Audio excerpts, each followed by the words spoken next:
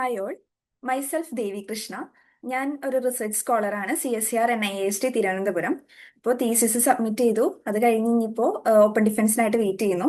ഞാനൊരു JRF qualified ആണ്. 2019 ഡിസംബറിൽ UGC CSER JRF net qualified ആണ്. അതുപോലെ തന്നെ ഗേറ്റും ക്വാളിഫൈ ചെയ്തു 2020. ഇന്ന് നമ്മൾ പഠിപ്പിക്കാൻ പോകുന്നത് ന്യൂക്ലിയർ കെമിസ്ട്രി ആണ്.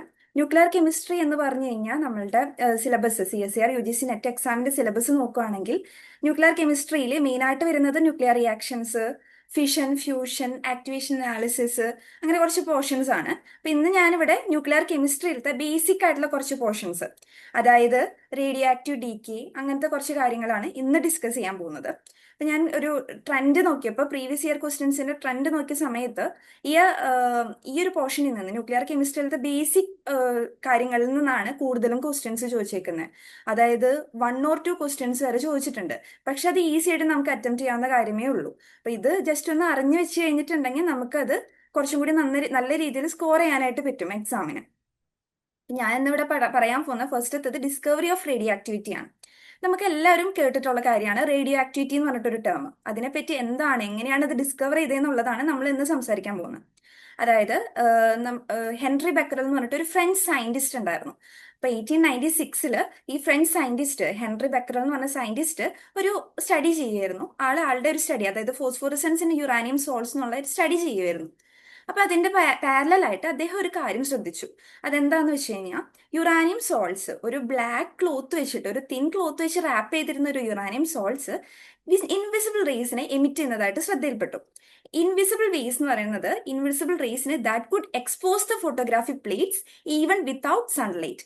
അതായത് ഒരു എക്സ്റ്റേണൽ ഏജൻസിന്റെ പ്രസൻസ് ഇല്ലാതെ തന്നെ, സൺലൈറ്റോ ഹീറ്റോ അങ്ങനത്തെ ഒരു പ്രസൻസ് ഇല്ലാതെ തന്നെ that could expose photographic plates, അതായത് ഒരു ഇൻവിസിബിൾ റേസിന്റെ പ്രസൻസ് കണ്ടുപിടിച്ചു.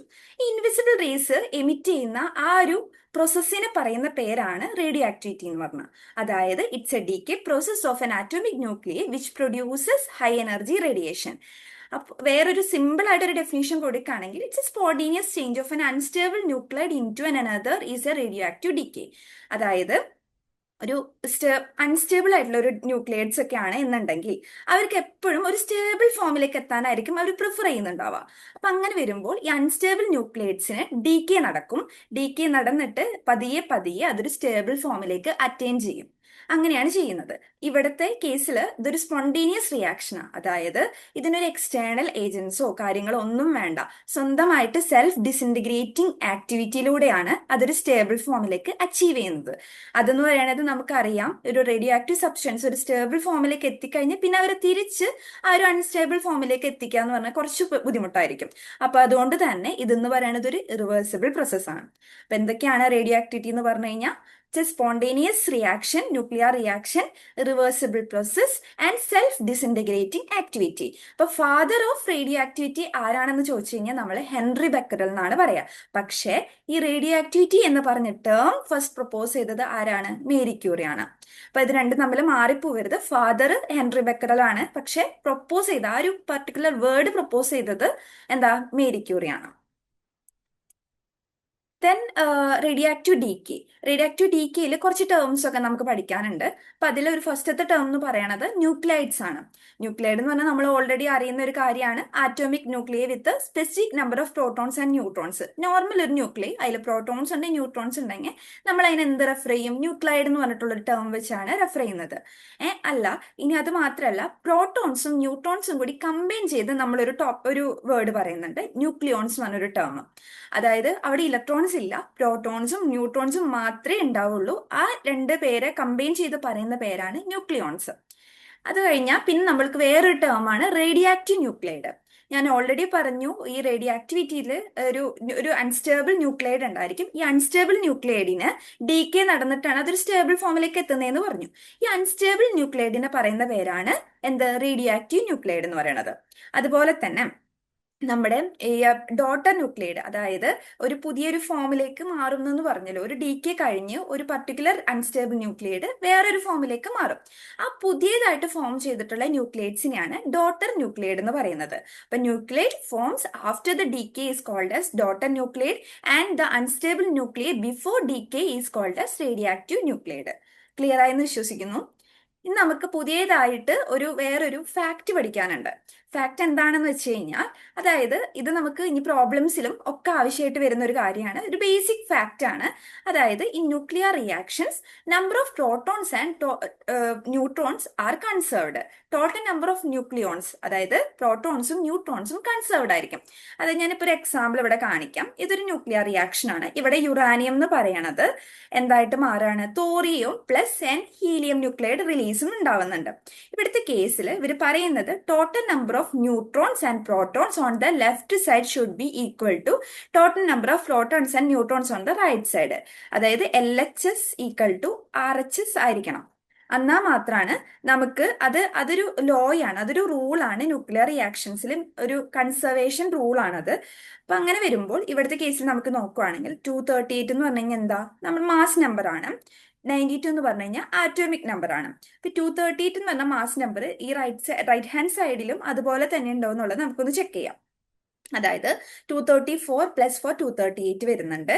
അതുപോലെ എന്തായിരുന്നു 90 പ്ലസ് 2 92 വരുന്നുണ്ട്. അപ്പൊ അങ്ങനെ വരുമ്പോൾ ഇതിൽ നിന്ന് മനസ്സിലാക്കേണ്ട എന്താ, മാസ് നമ്പറും ആറ്റോമിക് നമ്പറും, അതായത് നമ്പർ ഓഫ് പ്രോട്ടോൺസും ന്യൂട്രോൺസും കൺസേർവ്ഡ് ആണ്. ഇതിൽ ഞാൻ വേറൊരു ബേസിക് ഒരു കാര്യം പറയുകയാണ്. എന്താണെന്ന് വെച്ച് കഴിഞ്ഞാൽ, നമുക്കറിയാം എന്താണെന്നുള്ളത്, ഞാൻ എന്നാലും ഒന്നും കൂടി ഓർമ്മിപ്പിക്കുകയാണ്. അതായത് നമ്മളൊരു എലമെന്റിനെ റെപ്രസെന്റ് ചെയ്യുന്നത് എക്സ് വെച്ച് റെപ്രസെന്റ് ചെയ്യുകയാണെങ്കിൽ എന്ന് പറയണത് മാസ് നമ്പറും സെഡ് എന്ന് പറയണത് ആറ്റോമിക് നമ്പറുമാണ്. എന്ന് പറഞ്ഞു കഴിഞ്ഞാൽ മാസ് നമ്പർ, സെഡ് എന്ന് പറഞ്ഞു കഴിഞ്ഞാൽ ആറ്റോമിക് നമ്പർ. ഇതിൽ എന്ന് പറഞ്ഞു കഴിഞ്ഞാൽ മാസ് നമ്പർ ആണെന്ന് പറഞ്ഞു. മാസ് നമ്പർ എന്ന് പറഞ്ഞു കഴിഞ്ഞാൽ എന്താ, number of neutrons plus protons. Number of neutrons plus protons ആണ് എന്ന് പറഞ്ഞു കഴിഞ്ഞാൽ.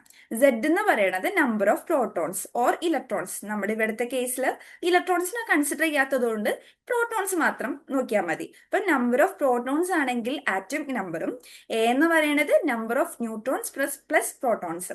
അപ്പൊ അതൊന്ന് മൈൻഡിൽ വെക്കുക. അത് എല്ലാവർക്കും അറിയായിരിക്കും, അതല്ല ഞാൻ ഒന്നും കൂടി പറയുന്നു.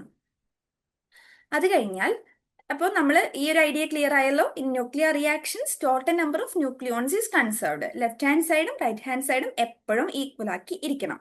അത്രേ ഉള്ളൂ. ഇത് പ്രോബ്ലംസിലൊക്കെ ആവശ്യം വരുന്ന ഒരു കാര്യമാണ്. അതാണ് ഞാൻ വീണ്ടും വീണ്ടും ഇങ്ങനെ സ്ട്രെസ് ചെയ്ത് പറയുന്നത്. ഇനി ഞാനിവിടെ കുറച്ച് യൂണിറ്റ്സ് ഒക്കെ കൊടുത്തിട്ടുണ്ട്. Units of radioactivity. SI unit of radioactivity എന്ന് പറയുന്നത് ബെക്കറൽ ആണ്. 1 becquerel equal to 1 disintegrations per seconds. 1 disintegrations per seconds എന്ന് പറഞ്ഞു കഴിഞ്ഞാൽ number of nuclei undergo decay per seconds. Just ഓർത്ത് വെക്കുക, എല്ലാ കാര്യങ്ങളും ഒന്ന് നോട്ട് ചെയ്ത് വെക്കുക. കാരണം ഇനിയിപ്പോൾ ഫർദർ ആയിട്ട് പ്രോബ്ലംസ് ഒക്കെ സോൾവ് ചെയ്യുന്ന സമയത്ത് ചിലപ്പോൾ കൺവേർഷൻസ് ഒക്കെ ആവശ്യമായിട്ട് വരും. അപ്പൊ അതൊക്കെ ഒന്ന് നോക്കി നോട്ട് ചെയ്ത് വെച്ചാൽ മതി. പിന്നെ റൂദർഫോർഡ് എന്ന് പറഞ്ഞിട്ടൊരു യൂണിറ്റ് ഉണ്ട്, ക്യൂറി എന്ന് പറഞ്ഞിട്ടൊരു യൂണിറ്റ് ഉണ്ട്. പക്ഷെ SI യൂണിറ്റ് ബെക്കറൽ ആണ്. ഇനി ഞാൻ 3 കോമൺ റേഡിയോ ആക്റ്റീവ് റേസിനെ പറ്റിയാണ് സംസാരിക്കാൻ പോകുന്നത്. അതായത് types of radioactive rays നമ്മൾ 3 കോമൺ ആയിട്ട് കേട്ടിട്ടുള്ളത് ഏതൊക്കെയാ? Alpha, beta, gamma rays. അപ്പൊ ഇവരെ പറ്റിയിട്ട് ഇവരെങ്ങനെ നമ്മൾ ഡിഫറൻഷിയേറ്റ് ചെയ്യുന്നു എന്നുള്ളൊരു കാര്യമാണ് ഈ ഒരു ഇതിൽ പറയുന്നത്. അതിന് വേണ്ടിയിട്ട് റൂദർഫോർഡ് എന്ന് പറഞ്ഞിട്ടുള്ള ഒരു സയന്റിസ്റ്റ് എല്ലാവർക്കും അറിയുന്നതായിരിക്കും. റൂദർഫോർഡും ആൻഡ് ഹിസ് കോ വർക്കേഴ്സ് ഒരു എക്സ്പെരിമെന്റ് ചെയ്തു. അതെന്താന്ന് വെച്ച് കഴിഞ്ഞാൽ ഒരു ലെഡ് ബ്ലോക്ക്. ഇതൊരു ലെഡ് ബ്ലോക്ക് ആണ്. ഈ ലെഡ് ബ്ലോക്കിന്റെ ഉള്ളിൽ ഒരു ചെറിയൊരു ഹോൾ ഉണ്ടാക്കിയിട്ട് അതിൽ റേഡിയോ ആക്റ്റീവ് സബ്സ്റ്റൻസിനെ വെച്ചു. ഈ റേഡിയോ ആക്റ്റീവ് സബ്സ്റ്റൻസ് എന്തായാലും എന്തായിരിക്കും, റേഡിയോ ആക്റ്റീവ് റേസിനെ എമിറ്റ് ചെയ്യും. ഈ റേഡിയോ ആക്റ്റീവ് റേസ് എമിറ്റ് ചെയ്യുന്നത് ഈ ചെറിയ ഹോളിൽ കൂടെ നാരോ പാസേജ് വഴി പുറത്തേക്ക് വന്ന് അത് electrically charged plates, parallel plates നമ്മളിവിടെ വെച്ചിട്ടുണ്ട്, ഇത് രണ്ടും ഈ ഇലക്ട്രിക്കലി ചാർജ്ഡ് പ്ലേറ്റ്സിൽ കൂടെ പാസ് ചെയ്യിപ്പിക്കും. അങ്ങനെ പാസ് ചെയ്യണ സമയത്ത് ഈ റേസ് 3 റേസ് ആയിട്ട് സ്പ്ലിറ്റ് ചെയ്യുന്നതായിട്ട് കണ്ടു. അതായത് ഡിഫ്ലക്ഷൻസ് നടക്കുന്നതായിട്ട് കണ്ടു. ഇതിൽ നമുക്ക് നോക്കിക്കഴിഞ്ഞാൽ കാണാൻ പറ്റും, ഈ ആൽഫ റേസ് എന്ന് പറയണത് നെഗറ്റീവ്ലി ചാർജ്ഡ് പ്ലേറ്റ്സിന്റെ ഭാഗത്തേക്കാണ് ഡിഫ്ലക്ട് ചെയ്തത്. അപ്പൊ അതിൽ നിന്ന് മനസ്സിലാക്കുന്ന കാര്യം എന്താ, ഇത് ആൽഫ റേസ് പോസിറ്റീവ്ലി ചാർജ്ഡ് ആണ്. ആൽഫ റേസ് പോസിറ്റീവ് ചാർജ്ഡ് ആണ്. പക്ഷേ ബീറ്റ റേസ് എന്ന് പറയുന്നത് പോസിറ്റീവ് ആയിട്ടുള്ള ഒരു പ്ലേറ്റ്സിന്റെ അവിടേക്കായിരിക്കും എന്താ ഡിഫ്ലക്ട് ചെയ്യുന്നുണ്ടാവുക. അപ്പൊ അതിന്റെ അടുത്ത് എന്താ, ബീറ്റ റേസ് എന്ന് പറയുന്നത് നെഗറ്റീവ്ലി ചാർജ്ഡ് ആണ്. Beta rays negatively charged, alpha rays positively charged. പക്ഷേ ഇവിടെ ഗാമ റേസ് എന്ന് പറയുന്നതിന് ഇവിടെ ഡിഫ്ലക്ഷൻസ് ഒന്നും സംഭവിക്കുന്നില്ല. അവർ നേരെ തന്നെ പോവുകയാണ്, ഫോട്ടോഗ്രാഫിക് പ്ലേറ്റ്സിലേക്ക് വന്ന് ഹിറ്റ് ചെയ്യുക ചെയ്യുന്നത്. അപ്പൊ ഈ ഗാമ റേസ് എന്ന് പറയുന്നത് എന്താണ്, ചാർജ്ലെസ് ആണ്. ചാർജ്ലെസ്, ന്യൂട്രൽ ആണ്, ചാർജ്ലെസ് ആണ്. ഇത് നമ്മൾ ഓർത്ത് വെക്കണം, ഇത് എപ്പോഴും ഓർത്ത് വെക്കേണ്ട ഒരു കാര്യമാണ്. അപ്പൊ ഇവിടെ ഞാൻ കൂടുതലായിട്ട് പറയുന്നുണ്ട്, അതായത് ആൽഫ ആൽഫ എന്ന് പറഞ്ഞു കഴിഞ്ഞാൽ പോസിറ്റീവ്ലി ചാർജ്ഡ് ആണ്. അതെന്ന് പറയുന്നത് മാസീവ് ആണ്, ഇത് ഹെവിയർ ആണ്, വെയിറ്റ് ഉണ്ട്. മാസീവ് ആയതുകൊണ്ട് മാസീവ് ആണ്. അതെന്തുകൊണ്ടാണ് മെയിൻ ആയിട്ട്? ഇതിന് മെയിൻ ആയിട്ട് consisting of helium nuclei. Helium nuclei ആണ് മെയിൻ ആയിട്ട് ആൽഫ എന്ന് പറഞ്ഞു കഴിഞ്ഞാൽ നമ്മൾക്ക് ഉദ്ദേശിക്കുന്നത്. ആൽഫ പാർട്ടിക്കിൾസ് പോസിറ്റീവ്ലി ചാർജ്ഡ് ആണ്, മാസീവ് ആണ്.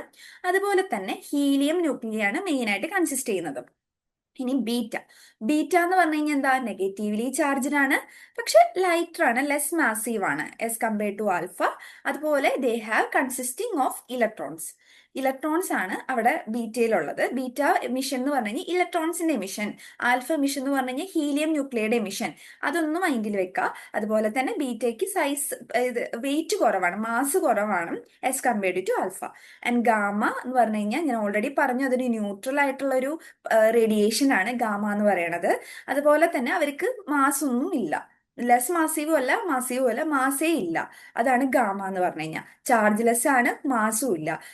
ആൽഫ എന്ന് പറഞ്ഞു കഴിഞ്ഞാൽ പോസിറ്റീവ്ലി ചാർജഡ് ആണ്, മാസീവ് ആണ്. ബീറ്റ എന്ന് പറഞ്ഞു കഴിഞ്ഞാൽ നെഗറ്റീവ്ലി ചാർജഡ് ആണ്, ലെസ് മാസീവ് ആണ്. ഇനി നമുക്ക് പ്രോപ്പർട്ടീസ് ഓഫ് റേഡിയോ ആക്റ്റീവ് റേഡിയേഷൻസിനെ പറ്റി പഠിക്കാം. ഇപ്പം ഞാൻ ഓൾറെഡി പറഞ്ഞു, ഈ alpha particles, beta particles, gamma particles, അങ്ങനെ കുറച്ച് റേഡിയേഷൻസിനൊക്കെ എമിറ്റ് ചെയ്യുന്നുണ്ട്. ഈ എമിറ്റ് ചെയ്യുന്ന റേഡിയേഷൻസ് ഒക്കെ ഹൈലി പെനിട്രേറ്റിംഗ് ആയിരിക്കും, അവർക്ക് പെനിട്രേറ്റിംഗ് പവർ കൂടുതലായിരിക്കും. അതുകൊണ്ട് തന്നെ എന്താ, they can effect the photographic plates, ionise ചെയ്യാൻ പറ്റും ഗ്യാസസിനെ, അങ്ങനെ കുറച്ച് പ്രോപ്പർട്ടീസ് ഒക്കെ അവർക്കുണ്ട്. പിന്നെ വേറൊരു കാര്യം എന്താണെന്ന് വെച്ച് കഴിഞ്ഞാൽ, ഈ ന്യൂക്ലിയർ റേഡിയേഷൻസ് ഒക്കെ എന്തായിരുന്നു പുറത്തേക്ക് വരുന്ന ആ reactions, nuclear reactions, they are irreversible in nature. അതായത് ഞാൻ ഓൾറെഡി പറഞ്ഞു, അവരെ തിരിച്ച് return back to their original state എന്ന് പറയുന്നത് പോസിബിൾ ആയിട്ടുള്ള ഒരു കാര്യമല്ല. പിന്നെ അതുപോലെ തന്നെ ഈ പുതിയ എലമെന്റ്സ് ഫോം ചെയ്യുന്നുണ്ടല്ലോ. ഇപ്പൊ ഫോർ എക്സാമ്പിൾ ഇപ്പൊ യുറാനിയം 238 എന്ന് പറയണതിന് ഡീക്കെ നടന്നിട്ട് ചിലപ്പോൾ നെക്സ്റ്റ് സ്റ്റെപ്പിൽ അത് തോറിയം ആയിട്ടായിരിക്കും മാറുന്നുണ്ടാവുക. ഈ തോറിയം എന്ന് പറയണത് സ്റ്റേബിൾ ആയിട്ടുള്ള ഒരു കാര്യമല്ല. യുറാനിയം എന്ന് പറയണതിന് കുറേ ഡീക്കെ സംഭവിച്ചാൽ മാത്രമാണ് അത് സ്റ്റേബിൾ ന്യൂക്ലിയഡ് ആയിട്ട് ഫോം ചെയ്യുന്നുണ്ടാവുള്ളൂ. സ്റ്റേബിൾ ന്യൂക്ലിയഡ് സച്ചാസ് ലെഡ് ആയിട്ടൊക്കെ ഫോം ചെയ്യുന്നത് കുറേ ഡീക്കെ പ്രോസസ്സ് നടന്നു കഴിഞ്ഞാൽ മാത്രമാണ് ഒരു സ്റ്റേബിൾ ന്യൂക്ലിയഡ് ഫോം ചെയ്യുന്നുണ്ടാവുള്ളൂ. പക്ഷെ ഫസ്റ്റ് ഡീക്കെ സ്റ്റെപ്പിൽ ചിലപ്പോൾ മേ ബി തോറിയം ആയിരിക്കും ഫോം ചെയ്യുന്നുണ്ടാവുക. ഈ തോറിയം എന്ന് പറയുന്നത് റേഡിയോ ആക്റ്റീവ് ആയിരിക്കാം. അതായത് new elements themselves being radio active even after decay process. അതാണ് പറയുന്നത്. ഒരു ഡീകെ പ്രോസസ്സ് കഴിഞ്ഞ് കഴിഞ്ഞാൽ ഒറ്റയടിക്ക് ഒരൊറ്റ സ്റ്റെപ്പിൽ സ്റ്റേബിൾ ന്യൂക്ലിയൈഡ്സ് ഫോം ചെയ്തു നമുക്ക് എക്സ്പെക്ട് ചെയ്യാൻ പറ്റില്ല. പതുക്കനെ പതുക്കനെ 1 by 1 ആയിട്ടായിരിക്കും അത് ഒരു ന്യൂക്ലിയൈഡ് ആയിട്ട്, സ്റ്റേബിൾ ന്യൂക്ലിയൈഡ് ആയിട്ട് ഫോം ചെയ്യുന്നുണ്ടാവുക. അതിനിടയിൽ ഇൻ ബിറ്റ്വീൻ ആയിട്ട് ഫോം ചെയ്യുന്ന എല്ലാവരും റേഡിയോ ആക്റ്റീവ് ആയിരിക്കാം. അത് നമ്മളിനി ഫർദർ ആയിട്ട് കാണും. പിന്നെ അതുപോലെ തന്നെ വേറൊരു പ്രോപ്പർട്ടി ആണ്, ഞാൻ ഓൾറെഡി പറഞ്ഞൊരു കാര്യമാണ്, ഈ റേഡിയോ ആക്റ്റീവ് എമിഷൻസ് എന്ന് പറയുന്നത് സ്പോണ്ടേനിയസ് ആണ്. അതുപോലെ തന്നെ not caused by an external agency. ഹീറ്റോ സൺലൈറ്റോ കാര്യങ്ങളോ ഒന്നും വേണ്ട. ഇവർ സ്വയമായിട്ട് എന്തായിരുന്നു ഡിസിൻറ്റിഗ്രേഷൻസ് നടക്കുക, ഡീകെ നടന്നാണ് സ്റ്റെബിലിറ്റി അച്ചീവ് ചെയ്യുന്നത്. അതുപോലെ പിന്നെ എമിഷൻ എന്ന് പറയണത് എന്താ, ഇൻസ്റ്റന്റേനിയസ് അല്ല. അതായത് പെട്ടെന്ന് ഒരു സുപ്രഭാതത്തിൽ നടക്കുന്നതെന്നൊക്കെ പറയില്ലേ, അതായത് പെട്ടെന്ന് ഒരു ദിവസം കൊണ്ട് നടക്കുന്ന ഒരു കാര്യമൊന്നല്ല, ഇൻസ്റ്റന്റേനിയസ് ഒന്നല്ല. പക്ഷെ പ്രൊലോങ്ഡ് ആയിട്ടുള്ള ഒരു കാര്യമാണ് എമിഷൻ എന്ന് പറയണത്. പെട്ടെന്നല്ല, അത് പതുക്കനെയാണ് അത് എമിഷൻ നടക്കുന്നുണ്ടാവുക. It's a prolonged process.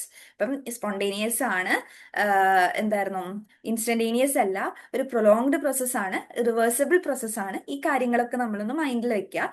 ഇതൊക്കെ basics of radioactive radiations ആണ്. അപ്പൊ അതൊക്കെ ഒന്ന് മൈൻഡിൽ വെക്കുക. പിന്നെ ഈ റേഡിയോ ആക്റ്റീവ് എലമെന്റ്സിനെ പറ്റി പറയുകയാണെങ്കിൽ, ഈ റേഡിയോ ആക്റ്റീവ് എലമെന്റ്സ് എന്ന് പറയുന്നത് അവരുടെ ഫിസിക്കൽ പ്രോപ്പർട്ടീസ് ആണെങ്കിലും കെമിക്കൽ പ്രോപ്പർട്ടീസ് ആണെങ്കിലും ഒന്നും വലിയ വ്യത്യാസമൊന്നുമില്ല. ഈ ഫിസിക്കൽ പ്രോപ്പർട്ടീസും കെമിക്കൽ പ്രോപ്പർട്ടീസും ബാക്കിയുള്ള എലമെന്റ്സ് ആയിട്ട് നോക്കുവാണെങ്കിൽ അതിൽ വലിയ വ്യത്യാസങ്ങളൊന്നും കാണാനില്ല, except their radioactivity nature. ഇത് റേഡിയോ ആക്ടിവിറ്റി എന്നുള്ളൊരു ഒറ്റ കാരണം മാത്രമാണ് അവർ വ്യത്യസ്തരാക്കുന്നുള്ളൂ. ബാക്കിയെല്ലാം ബാക്കിയുള്ള എലമെന്റ്സിനെ പോലെ തന്നെയാണ്, ഫിസിക്കൽ ആണെങ്കിലും കെമിക്കൽ പ്രോപ്പർട്ടീസ് ആണെങ്കിലും. പിന്നെ നെക്സ്റ്റ് ഒരു പോയിന്റ് ആണ്, they can be deflected by electric and magnetic fields. ഞാൻ ഓൾറെഡി പറഞ്ഞു, നേരത്തെ ഒരു എക്സ്പെരിമെന്റിൽ ഒരു ഇലക്ട്രിക് പാരലൽ പ്ലേറ്റ്സ് വെച്ചിട്ടാണ് ഡിഫ്ലക്ട് ചെയ്യിപ്പിച്ചത് ഈ റേഡിയോ ആക്റ്റീവ് റേഡിയേഷൻസിനെ. അതുപോലെ തന്നെ they can be deflected by magnetic fields also. അതായത് മാഗ്നറ്റിക് ഫീൽഡ് വെച്ച് കഴിഞ്ഞാലും ആ ഡിഫ്ലക്ഷൻസ് കാണാൻ പറ്റും എന്നുള്ളതാണ് ഇവിടുത്തെ ഒരു പ്രത്യേകത. അപ്പം ക്ലിയർ ആയെന്ന് വിശ്വസിക്കുന്നു. ഇനി നെക്സ്റ്റ് പോയിന്റ് എന്ന് പറയുന്നത്, they produce heating effect and evolution of heat is due to the stoppage of alpha, beta and gamma rays by the radioactive substances. അതായത് ഇപ്പൊ ഒരു എന്തായിരുന്നു ഈ ആൽഫ ബീറ്റ ഗാമ റേസിന്റെ ഒക്കെ എമിഷൻ നടക്കുന്നുണ്ടല്ലോ. ഈ എമിഷൻ നടക്കുന്ന സമയത്ത് ഈ ആൽഫയ്ക്കോ ബീറ്റയ്ക്കോ ഈ റേസിനൊക്കെ പോയിട്ട് എന്താ ഹിറ്റിംഗ് ഒരു കൊളീഷനോ അല്ലെങ്കിൽ ഹിറ്റ് ചെയ്യുകയോ ഏതെങ്കിലും സർഫസിൽ പോയി ഹിറ്റ് ചെയ്യുകയോ ചെയ്യാം. ഈ ഹിറ്റ് ചെയ്യുന്ന സമയത്ത് അവർക്ക് എനർജി ലോസ് ആവും. ഈ ലോസ് ആവുന്ന എനർജി എന്ന് പറയുന്നത് in the form of heat ആയിരിക്കും. അതായത് they are losing energy in the form of heat. അങ്ങനെ വരുമ്പോൾ they produce any heating effect at the time of emission of alpha beta gamma rays. ആ ഒരു കാര്യം ജസ്റ്റ് ഒരു ബേസിക് പോയിന്റ് ആണ്. അപ്പൊ ഇതൊക്കെ നമ്മൾ ഓർത്തിരിക്കേണ്ട കാര്യങ്ങളാണ്. ജനറൽ പ്രോപ്പർട്ടീസ് ആയിട്ട് ചിലപ്പോൾ മേ ബി ചോദിക്കാൻ ചാൻസ് ഉണ്ട്. എന്തായിരുന്നു radio active radiations general properties. അപ്പം അതിൽ ചിലപ്പം പോയിന്റ് ബൈ പോയിന്റ്സ് ആയിട്ട് 2-3 പോയിന്റ്സ് ആയിട്ടായിരിക്കും ഒരുമിച്ച് തരുന്നുണ്ടാവുക. അപ്പൊ നമ്മൾ ഏതൊക്കെയാണ് ട്രൂ ഓർ ഫോൾസ് പോലെയോ അങ്ങനെയൊക്കെ ആയിരിക്കും ചിലപ്പം നമ്മൾ സെലക്ട് ചെയ്യേണ്ട വരാം. അപ്പൊ അതൊന്ന് നോട്ടീസ് ചെയ്ത് വെക്കാം. ദെൻ ബേസിക് ആയിട്ടുള്ള 3 റേഡിയേഷൻസിന്റെ ആൽഫ ബീറ്റ ഗാമ റേസിന്റെ ഒരു ടാബുലർ ഫോം ആണ് അവിടെ കൊടുത്തേക്കുന്നത്. ഒരു കമ്പാരിസൺ പോലെ നമുക്ക് ജസ്റ്റ് ഇത് കമ്പയർ ചെയ്യാൻ വേണ്ടിയിട്ടുള്ള ഒരു കമ്പാരിസൺ പോലെയാണ് ഇവിടെ കൊടുത്തേക്കുന്നത്. അപ്പൊ ഇവിടുത്തെ കേസിൽ ആൽഫയുണ്ട്, ബീറ്റയുണ്ട്, ഗാമയുണ്ട്. അതിൽ ഓൾറെഡി ഞാൻ പറഞ്ഞു ആൽഫ എന്ന് പറഞ്ഞു കഴിഞ്ഞാൽ എന്താ ഹീലിയം ന്യൂക്ലിയേറ്റ്സിന്റെ എമിഷൻ ആണ്. ബീറ്റ എന്ന് പറഞ്ഞു കഴിഞ്ഞാൽ ഇലക്ട്രോൺസിന്റെ എമിഷൻ ആണ്. ഇലക്ട്രോൺ നമ്മൾ എങ്ങനെ റെപ്രസെന്റ് ചെയ്യുക? ഇലക്ട്രോണിന് 0 ആണ് മാസ്, -1 ആണ് ചാർജ്. ഇലക്ട്രോണിന്റെ ചാർജ് എന്താ? -1. 0 ആണ് മാസ്. ഗാമ എന്ന് പറയുന്നതിന് ചാർജ്ലെസ്സും ആണ്, അതുപോലെ തന്നെ മാസും ഇല്ല, വെയിറ്റ്ലെസ്സും ആണ്. അപ്പൊ ഗാമ എന്ന് പറയുന്നത് 0 ആണ്. ഇലക്ട്രോൺ എന്ന് പറഞ്ഞാൽ 0 -1 ആണ്. ബീറ്റ എന്ന് പറയുന്നത് നമുക്ക് ഈ ഒരു സിമ്പിൾ വെച്ചും ഡിനോട്ട് ചെയ്യാം, അല്ലെങ്കിൽ ബീറ്റ എന്നുള്ള ഒരു സിമ്പിൾ വെച്ചും ഡിനോട്ട് ചെയ്യാം. നിങ്ങൾ രണ്ട് തരത്തിലും കണ്ടിട്ടുണ്ടാവും. അപ്പൊ ബീറ്റ എന്ന് പറഞ്ഞാൽ 0-1 അല്ലെങ്കിൽ ഇലക്ട്രോൺ 0-1, ഇങ്ങനെ രണ്ട് തരത്തിൽ നമുക്ക് ഡിനോട്ട് ചെയ്യാൻ പറ്റുന്നതാണ്. അതുപോലെ ഇപ്പൊ ഇവിടുത്തെ നമ്മുടെ കേസിൽ ഇപ്പം ഹീലിയം ന്യൂക്ലിയഡ് ആണ്. ഇവിടെ നമ്മൾ ഇലക്ട്രോൺസിനെ നോക്കേണ്ട കാര്യമേ ഇല്ല. അപ്പൊ അവിടുത്തെ കേസിൽ നമുക്ക് എന്തായിരിക്കും നോക്കുമ്പോൾ 2 പ്രോട്ടോൺസ് ഉണ്ട്. കാരണം എന്താ? ആറ്റോമിക് നമ്പർ 2 ആണ്. അപ്പൊ 2 പ്രോട്ടോൺസ് ഉണ്ട്, 2 ന്യൂട്രോൺസും ഉണ്ട്. കാരണം എന്താ? മാസ് നമ്പർ 4 ആണ്. അപ്പൊ അതിൽ നിന്ന് നമുക്ക് ന്യൂട്രോൺസിന്റെയും പ്രോട്ടോൺസിന്റെയും എണ്ണം കണ്ടുപിടിക്കാൻ പറ്റും. ഇത് ഓൾറെഡി എല്ലാവർക്കും അറിയുന്ന ഒരു കാര്യമായിരിക്കാം. 2p 2 neutrons, 2 protons 2 neutrons. അപ്പൊ 2 പ്രോട്ടോൺസിന്റെയും 2 ന്യൂട്രോൺസിന്റെയും എമിഷനാണ് എന്ത്? Alpha emission. അതുപോലെ ബീറ്റയുടെ കേസിൽ ഇലക്ട്രോൺസിന്റെ എമിഷൻ ആയിരിക്കും. ഇലക്ട്രോൺസ് എന്ന് പറഞ്ഞു കഴിഞ്ഞാൽ എന്താ? ഇലക്ട്രോണിന് ചാർജ് എന്ന് പറയുന്നത് 0 ആയിരിക്കും. -1 എന്ന് പറയുന്നതാണ് അതിന്റെ ഇലക്ട്രോണിന്റെ ചാർജ് എന്ന് പറയുന്നത് -1 ആണ്. മാസ് എന്ന് പറയുന്നത് ഇലക്ട്രോണിന്റെ മാസ് ഉണ്ട്, ഇലക്ട്രോണിന്റെ ചാർജ് എന്ന് പറയുന്നത് -1 ആണ്. അപ്പം ബീറ്റ എന്ന് പറയുന്നത് 1 ഇലക്ട്രോൺ ആയിരിക്കും, ഹൈ കൈനറ്റിക് എനർജി ആയിരിക്കും. ഗാമ എന്ന് പറയുന്നത് എന്തായിരുന്നു? ഒരു ഗാമ എന്ന് പറഞ്ഞു കഴിഞ്ഞാൽ ഇപ്പൊ ആൽഫ ബീറ്റ എന്ന് പറഞ്ഞു കഴിഞ്ഞാൽ പാർട്ടിക്കിൾസ് ആണ്. പക്ഷെ ഗാമ എന്ന് പറഞ്ഞു കഴിഞ്ഞിട്ടുണ്ടെങ്കിൽ അവരെന്ന് പറഞ്ഞു കഴിഞ്ഞാൽ ഫോട്ടോൺസ് ആണ്. അതായത് very high frequency electromagnetic radiations. Electromagnetic radiations ഒക്കെ അറിയാലോ നമുക്ക് ഏതൊക്കെ ഉള്ളതെന്നുള്ളത്. X rays, gamma rays, radio waves, അങ്ങനെ നമ്മൾ പഠിച്ചിട്ടില്ലേ? അതിലത്തെ ഗാമ റേസ് ആണ് ഈ പറയുന്നത്. അത് ഫോട്ടോൺസ് ആണ്, അതൊരു പാർട്ടിക്കിൾ ഒന്നുമല്ല. അതെന്ന് പറയുന്നത് very high frequency electromagnetic radiations ആണ്. അതായത് ഹൈ ഫ്രീക്വൻസി ആയിരിക്കും. എന്താ?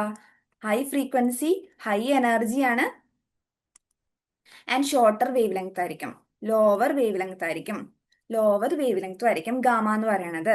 അപ്പം എന്തൊക്കെയായിരുന്നു? 2 പ്രോട്ടോൺസും 2 ന്യൂട്രോൺസും ആണ് ആൽഫ എമിഷൻ എന്ന് പറഞ്ഞു കഴിഞ്ഞാൽ.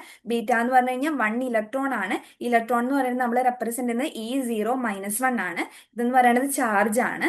പിന്നെ ഗാമ എന്ന് പറഞ്ഞു കഴിഞ്ഞിട്ടുണ്ടെങ്കിൽ ഫോട്ടോൺസ് ആണ്, very high frequency electromagnetic radiations ആണ്. പിന്നെ ഇത് ജസ്റ്റ് ഒരു എക്സാമ്പിൾ കൊടുത്തിട്ടുണ്ട്. Uranium to plutonium, radium to polonium. ഗാമയിലാണെങ്കിൽ അവിടെ ചേഞ്ചസ് ഒന്നും വരുന്നില്ല. നമ്മൾ ഇനി ഫർദർ ആയിട്ട് കാണും. ഞാൻ കൂടുതലായിട്ട് ഇതിനെ പറ്റിയിട്ട് അത് കാരണം ഇപ്പം ഡിസ്ക്രൈബ് ചെയ്യുന്നില്ല. പിന്നെ ഇതിൽ ചാർജസ്, ഇപ്പം ഹീലിയത്തിന്റെ +2 ആണ് ചാർജ്. ഹീലിയം ന്യൂക്ലിയഡ് ആൽഫ എന്ന് പറഞ്ഞാൽ +2 ആണ്. ഞാൻ ഇലക്ട്രോണിന്റെ ഓൾറെഡി ചാർജ് പറഞ്ഞു, -1 ആണ്. ഗാമ എന്ന് പറയുന്നത് ചാർജ്ലെസ് ആണ്. ഈ ചാർജസ് ഒക്കെ ഒന്ന് നോട്ട് ചെയ്ത് വെക്കാം. പിന്നെ മാസ് ഞാൻ നേരത്തെ സ്ലൈഡിൽ പറഞ്ഞിട്ടുണ്ടായിരുന്നു. അതായത് ആൽഫ എന്ന് പറഞ്ഞു കഴിഞ്ഞാൽ ഹെവിയർ ആണ്, മാസീവ് ആയിട്ടുള്ള ഒരു പാർട്ടിക്കിൾ ആണ്. പക്ഷെ ബീറ്റ എന്ന് പറയുന്നത് ലൈറ്റർ പാർട്ടിക്കിൾ ആണ്. ഗാമ എന്ന് പറയുന്നതിന് മാസും ഇല്ല, ചാർജും ഇല്ല എന്നും പറഞ്ഞിട്ടുണ്ടായിരുന്നു. അപ്പൊ അതുകൊണ്ട് തന്നെ ഇത് ഹെവിയർ ആയതുകൊണ്ട് തന്നെ ഇവർക്ക് മൂവ് ചെയ്യാനൊക്കെ ഇത്തിരി ബുദ്ധിമുട്ടായിരിക്കും. അതായത് ഇവർക്ക് സ്പീഡിലൊന്നും മൂവ് ചെയ്യാൻ പറ്റില്ല. അതുകൊണ്ട് തന്നെ ആൽഫ പാർട്ടിക്കിൾസിന് സ്പീഡ് വളരെ കുറവായിരിക്കും. 15,000 ഉള്ളൂ. സ്പീഡ് എന്ന് പറയുന്നത് ആൽഫ പാർട്ടിക്കിൾസിന്. കാരണം എന്തുകൊണ്ടാ? അവർക്ക് മൂവ് ചെയ്യാനായിട്ട് ബുദ്ധിമുട്ടായിരിക്കും, ഹെവിയർ മാസ് ഉള്ള കാരണം. പക്ഷെ ബീറ്റ എന്ന് പറയുന്നതിന് കുറച്ചും കൂടി ലൈറ്റർ ആയതുകൊണ്ട് അവർക്ക് കുറച്ചും കൂടി ഫാസ്റ്റ് ആയിട്ട് 3 × 10⁹ സ്പീഡ്, km/s സ്പീഡിൽ മൂവ് ചെയ്യാനായിട്ട് പറ്റും. പക്ഷെ ഗാമ എന്ന് പറയണെങ്കിൽ എന്തായിരുന്നു, 3 lakh വരെ, 3 lakh km/s വരെ അവർക്ക് മൂവ് ചെയ്യാനായിട്ട് പറ്റുന്നുണ്ട്. അതായത് ഹൈ സ്പീഡ് ആയിരിക്കും. ഗാമ എന്ന് പറഞ്ഞാൽ high speed, high energy radiations ആണ്, ഹൈ ഫ്രീക്വൻസി റേഡിയേഷൻസ് ആണ്. അപ്പൊ എന്തായിരിക്കും, ആൽഫ എന്ന് പറയുന്നത് മൂവ് ചെയ്യാനായിട്ട് ബുദ്ധിമുട്ടുണ്ടായിരിക്കും, കാരണം അവർ ഹെവിയർ ആണ്. ബീറ്റ എന്ന് പറഞ്ഞു കഴിഞ്ഞിട്ടുണ്ടെങ്കിൽ ഈ ലൈറ്റർ ആയതുകൊണ്ട് തന്നെ അവർക്ക് കുറച്ചും കൂടി ഫാസ്റ്റ് ആയിട്ട് മൂവ് ചെയ്യാൻ പറ്റും. ഗാമ എന്ന് പറഞ്ഞു കഴിഞ്ഞാൽ ഫാസ്റ്റ്, വെരി ഫാസ്റ്റ് ആയിട്ട് ഹൈ എനർജിയോട് കൂടി തന്നെ പാസ് ചെയ്യാനായിട്ട് പറ്റും. പിന്നെ സ്പീഡ് ഓഫ് ലൈറ്റിന്റെ, with respect to speed of light ഇവിടെ കൊടുത്തിട്ടുണ്ട് പെർസെൻറ്റേജസ് എത്രയ്ക്കാന്നുള്ളത്. ആൽഫയ്ക്ക് 5% ആണ്, ബീറ്റയ്ക്ക് ക്ലോസ് ടു 100% ആണ്, ആൻഡ് ഗാമയ്ക്ക് 100% ആണ്. ഗാമയ്ക്ക് 100% ആണ്. ഇനി പെനിട്രേഷൻ പവർ നോക്കാം. പെനിട്രേഷൻ പവർ നോക്കുവാണെങ്കിൽ അതിനിടയിൽ ഞാൻ കൈനറ്റിക് എനർജി വിട്ടുപോയിട്ടുണ്ട് കേട്ടോ. കൈനറ്റിക് എനർജി എന്ന് പറയുന്നത് എന്തായിരുന്നു, ആൽഫയ്ക്ക് വളരെ കൂടുതലാണ്. അവർക്ക് സ്പീഡ് കുറവാണ്, പക്ഷെ കൈനറ്റിക് എനർജി എന്ന് പറയുന്നത് ആൽഫ പാർട്ടിക്കിൾസിന് വളരെ കൂടുതലാണ്. 5 MeV ആണ്. ആൻഡ് ബീറ്റയ്ക്ക് പക്ഷെ കുറച്ചും കൂടിയും കുറയും, ഒരു മോഡറേറ്റ് റേഞ്ചിലായിരിക്കും. വളരെ ഒരു 5 to 1 MeV കാണാൻ പറ്റുക. പക്ഷെ ഗാമയ്ക്ക് വളരെ വളരെ കുറവാണ്, 100 kilo eV കാണാൻ പറ്റുക. അപ്പൊ എന്തൊക്കെയാണ്, അപ്പം കൈനറ്റിക് എനർജി ആൽഫയ്ക്ക് കൂടുതലായിരിക്കും, ബീറ്റയ്ക്ക് കുറച്ചുകൂടി കുറവായിരിക്കും, ഗാമയ്ക്ക് വളരെ കുറവായിരിക്കും. പിന്നെ പെനിട്രേഷൻ പവർ. പെനിട്രേഷൻ പവർ എന്ന് പറയുന്നത് ആൽഫയ്ക്ക് വളരെ കുറവായിരിക്കും. They can be stopped by thin sheet of a paper. ഒരു തിൻ ഷീറ്റ് ഓഫ് പേപ്പർ വെച്ച് കഴിഞ്ഞാൽ തന്നെ നമുക്ക് ആൽഫേനെ സ്റ്റോപ്പ് ചെയ്യാനായിട്ട് പറ്റും, ആൽഫ പാർട്ടിക്കിൾസിന്. അത് കാരണം എന്തുകൊണ്ടാണ്? ലാർജർ മാസ് ആണ്, ഹെവിയർ ആയതുകൊണ്ട് തന്നെ അവരെ നമുക്ക് ഒരു ചെറിയൊരു പേപ്പർ വെച്ചിട്ട് തന്നെ നമുക്ക് അതിനെ സ്റ്റോപ്പ് ചെയ്യാനായിട്ട് പറ്റും. പക്ഷെ ബീറ്റയുടെ കേസിൽ അവർക്ക് എന്താ, മീഡിയം മാസേ ഉള്ളൂ, ലൈറ്റർ മാസേ ഉള്ളൂ, ചാർജും കുറവ് തന്നെയാണ്. അപ്പൊ അങ്ങനെ വരുമ്പോൾ they can be stopped by few millimeter thick metals. അതായത് ഒരു ഒരു പർട്ടിക്കുലർ മില്ലിമീറ്റർ തിക് മെറ്റലിൽ വരെ നമുക്ക് അതിനെ സ്റ്റോപ്പ് ചെയ്യാനായിട്ട് പറ്റും. പിന്നെ ഗാമ. ഗാമ എന്ന് പറഞ്ഞു കഴിഞ്ഞിട്ടുണ്ടെങ്കിൽ വെരി ഹൈ ആണ്, എന്താ പെനിട്രേറ്റിംഗ് പവർ എന്ന് പറയുന്നത്. കാരണം എന്തുകൊണ്ടാണ്? അവർക്ക് ചാർജ് ഇല്ല, മാസ് ഇല്ല, so they can be stopped only by a very thick cement or steel blocks.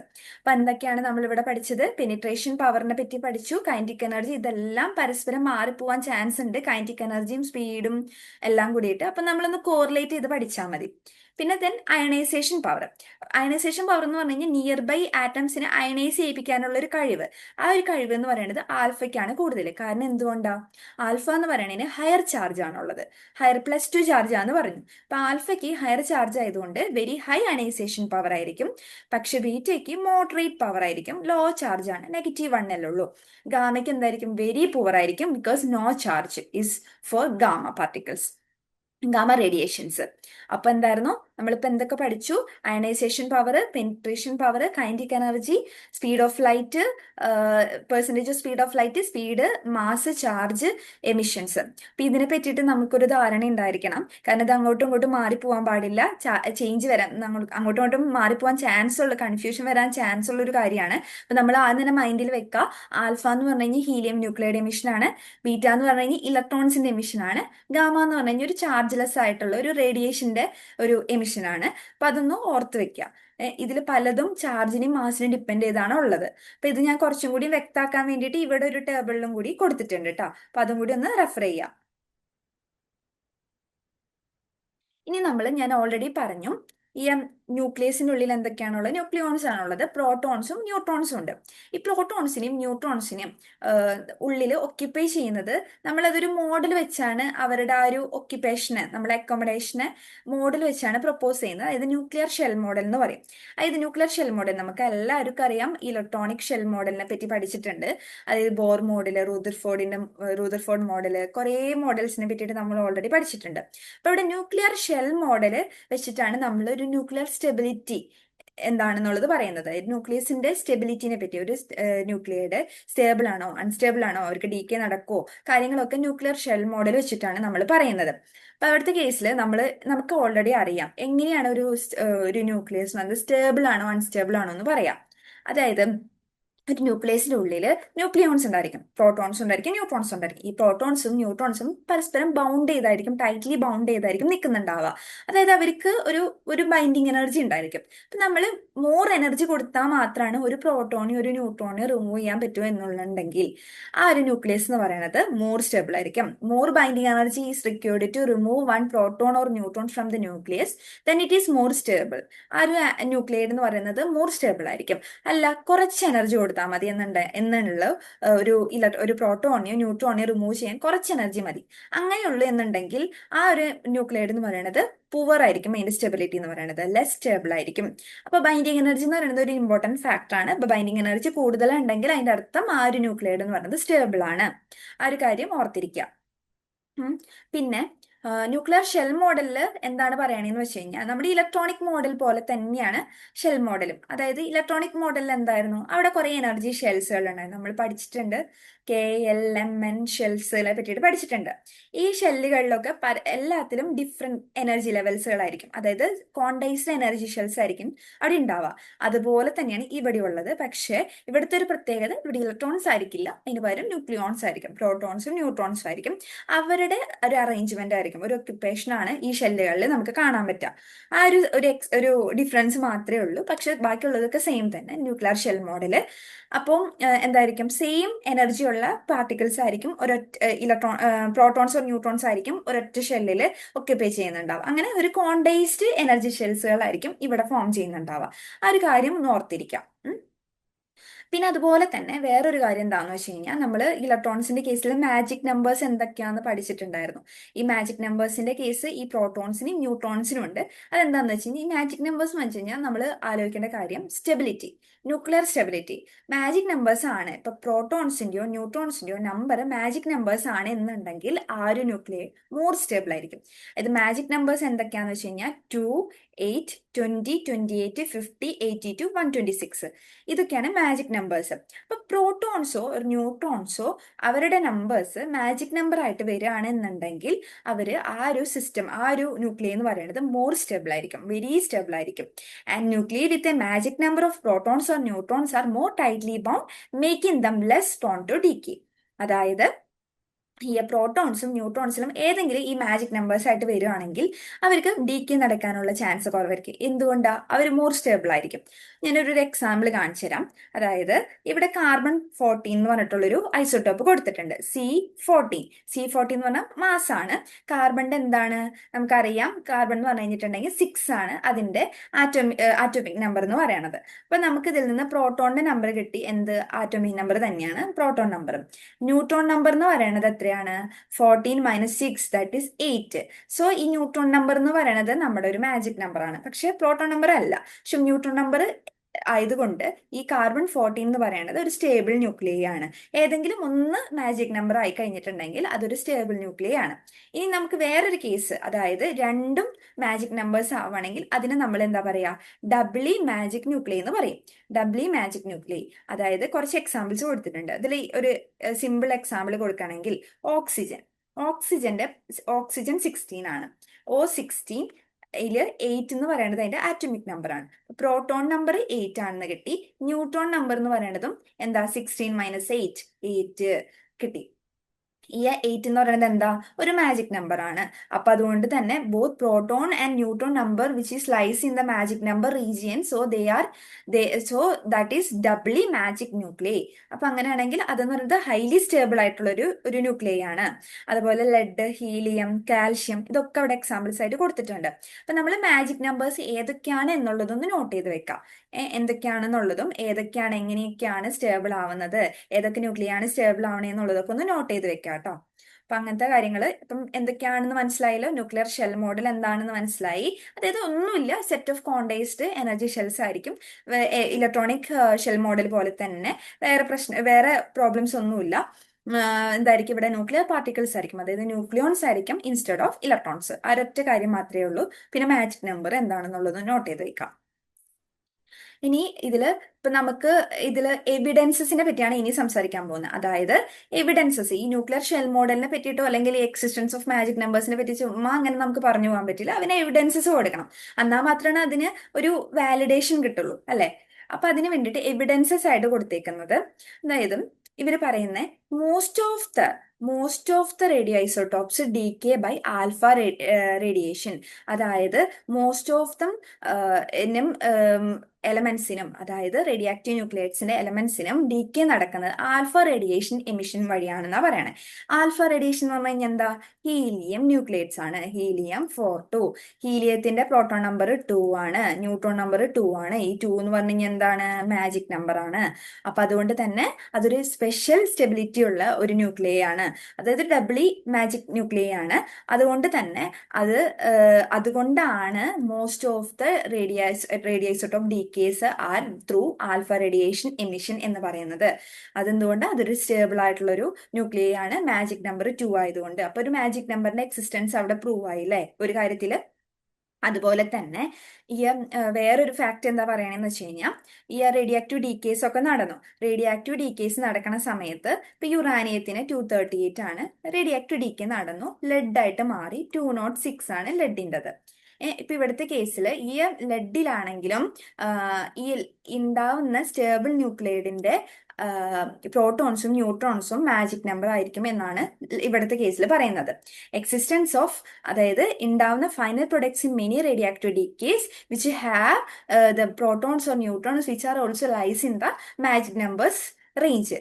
അതായത് അവർക്കും വരുന്ന ഫൈനൽ പ്രൊഡക്റ്റിലത്തെ പ്രോട്ടോൺസോ ന്യൂട്രോൺസോ അല്ലെങ്കിൽ both protons or neutrons number എന്ന് പറയുന്നത് ഒരു മാജിക് നമ്പർ ആയിരിക്കും. അതാണ് സെക്കൻഡ് ഫാക്ട് എന്ന് പറയുന്നത്. അതൊക്കെ കഴിഞ്ഞു. ഇനി ഷെൽ മോഡൽസിനെ പറ്റിയിട്ട് ഒന്നൊരു വാലിഡേഷൻ കൊടുക്കാൻ വേണ്ടിയിട്ട് എന്താ ചെയ്യണേന്ന് വെച്ച് കഴിഞ്ഞാൽ, അതായത് ഇവിടെ പ്രോട്ടോൺസിന്റെയും ന്യൂട്രോൺസിന്റെയും പെയറിംഗ് ആണ് ഷെല്ലുകളിൽ നടക്കുന്നത് ഇൻസ്റ്റെഡ് ഓഫ് ഇലക്ട്രോൺസ്. ഞാൻ ഓൾറെഡി പറഞ്ഞൊരു കാര്യമാണ് അല്ലെ. ഈ പ്രോട്ടോൺസും ന്യൂട്രോൺസും ഒക്കെ ഒരു ഷെല്ലിൽ ഒക്യുപ്പൈ ചെയ്യുന്നു. ഈ പ്രോട്ടോൺസും ന്യൂട്രോൺസിന്റെയും നമ്പറുകൾ ഈവൺ ആണെന്ന് വിചാരിക്കാം. അങ്ങനെ വരുമ്പോൾ പ്രോട്ടോൺസ് എന്തായാലും സ്പിൻ സ്റ്റേറ്റ്സുകൾ പെയർഡ് ആയിരിക്കും, ന്യൂട്രോൺസിന് സ്പിൻ സ്റ്റേറ്റ്സുകൾ പെയർഡ് ആയിരിക്കും അല്ലെ.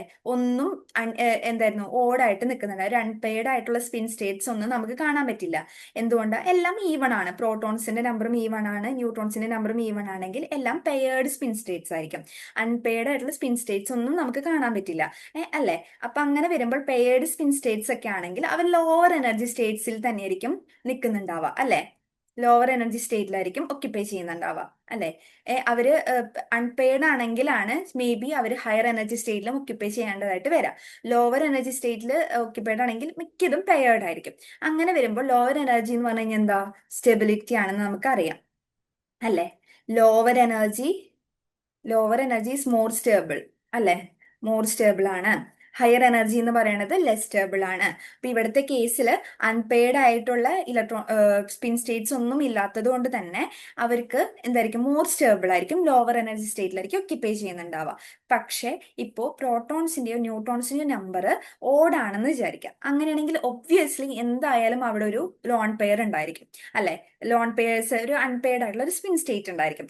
അങ്ങനത്തെ കേസിൽ ഈ പ്രോട്ടോൺസിനും ന്യൂട്രോൺസും ഹയർ എനർജി സ്റ്റേറ്റിലായിരിക്കും ഒക്യുപ്പൈ ചെയ്യുന്നുണ്ടാവും. അപ്പോൾ ന്യൂക്ലിയൈറ്റ്സ് എന്തായിരിക്കും? അൺസ്റ്റേബിൾ ആയിരിക്കും.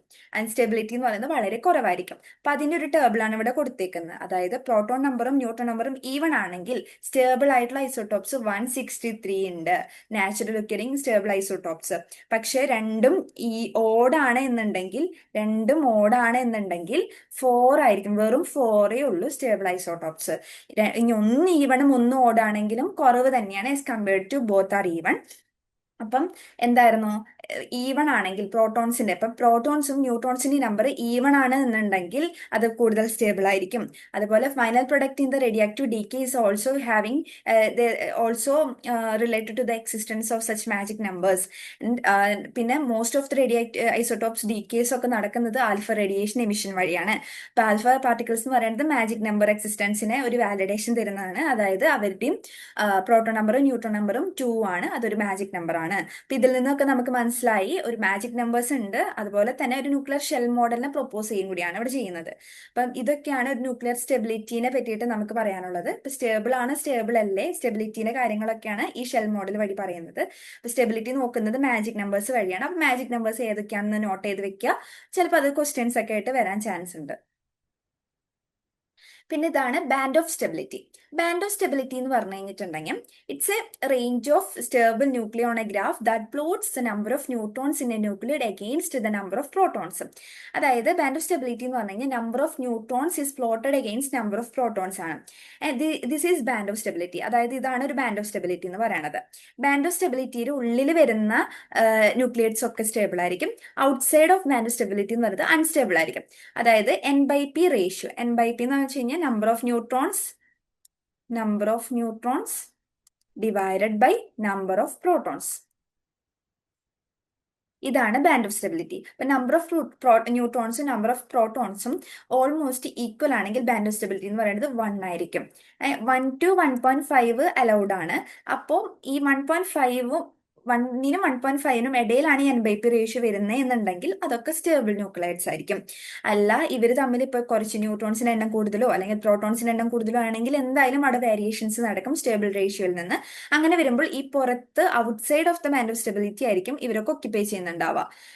ഇതിനുള്ളിലുള്ളതൊന്നും ഒക്കെ സ്റ്റേബിൾ ആയിരിക്കും. പുറത്തുള്ളതൊക്കെ ആണെങ്കിൽ അൺസ്റ്റേബിൾ ന്യൂക്ലിയേറ്റ്സ് ആയിരിക്കും. അവർക്കായിരിക്കും ഡീക്കേസ് ഒക്കെ നടക്കുന്നുണ്ടാവുക. അത് ജസ്റ്റ് ആ ഒരു കാര്യം മാത്രം മനസ്സിലാക്കി വെക്കാം. Then criteria for predicting the type of radioactive decays.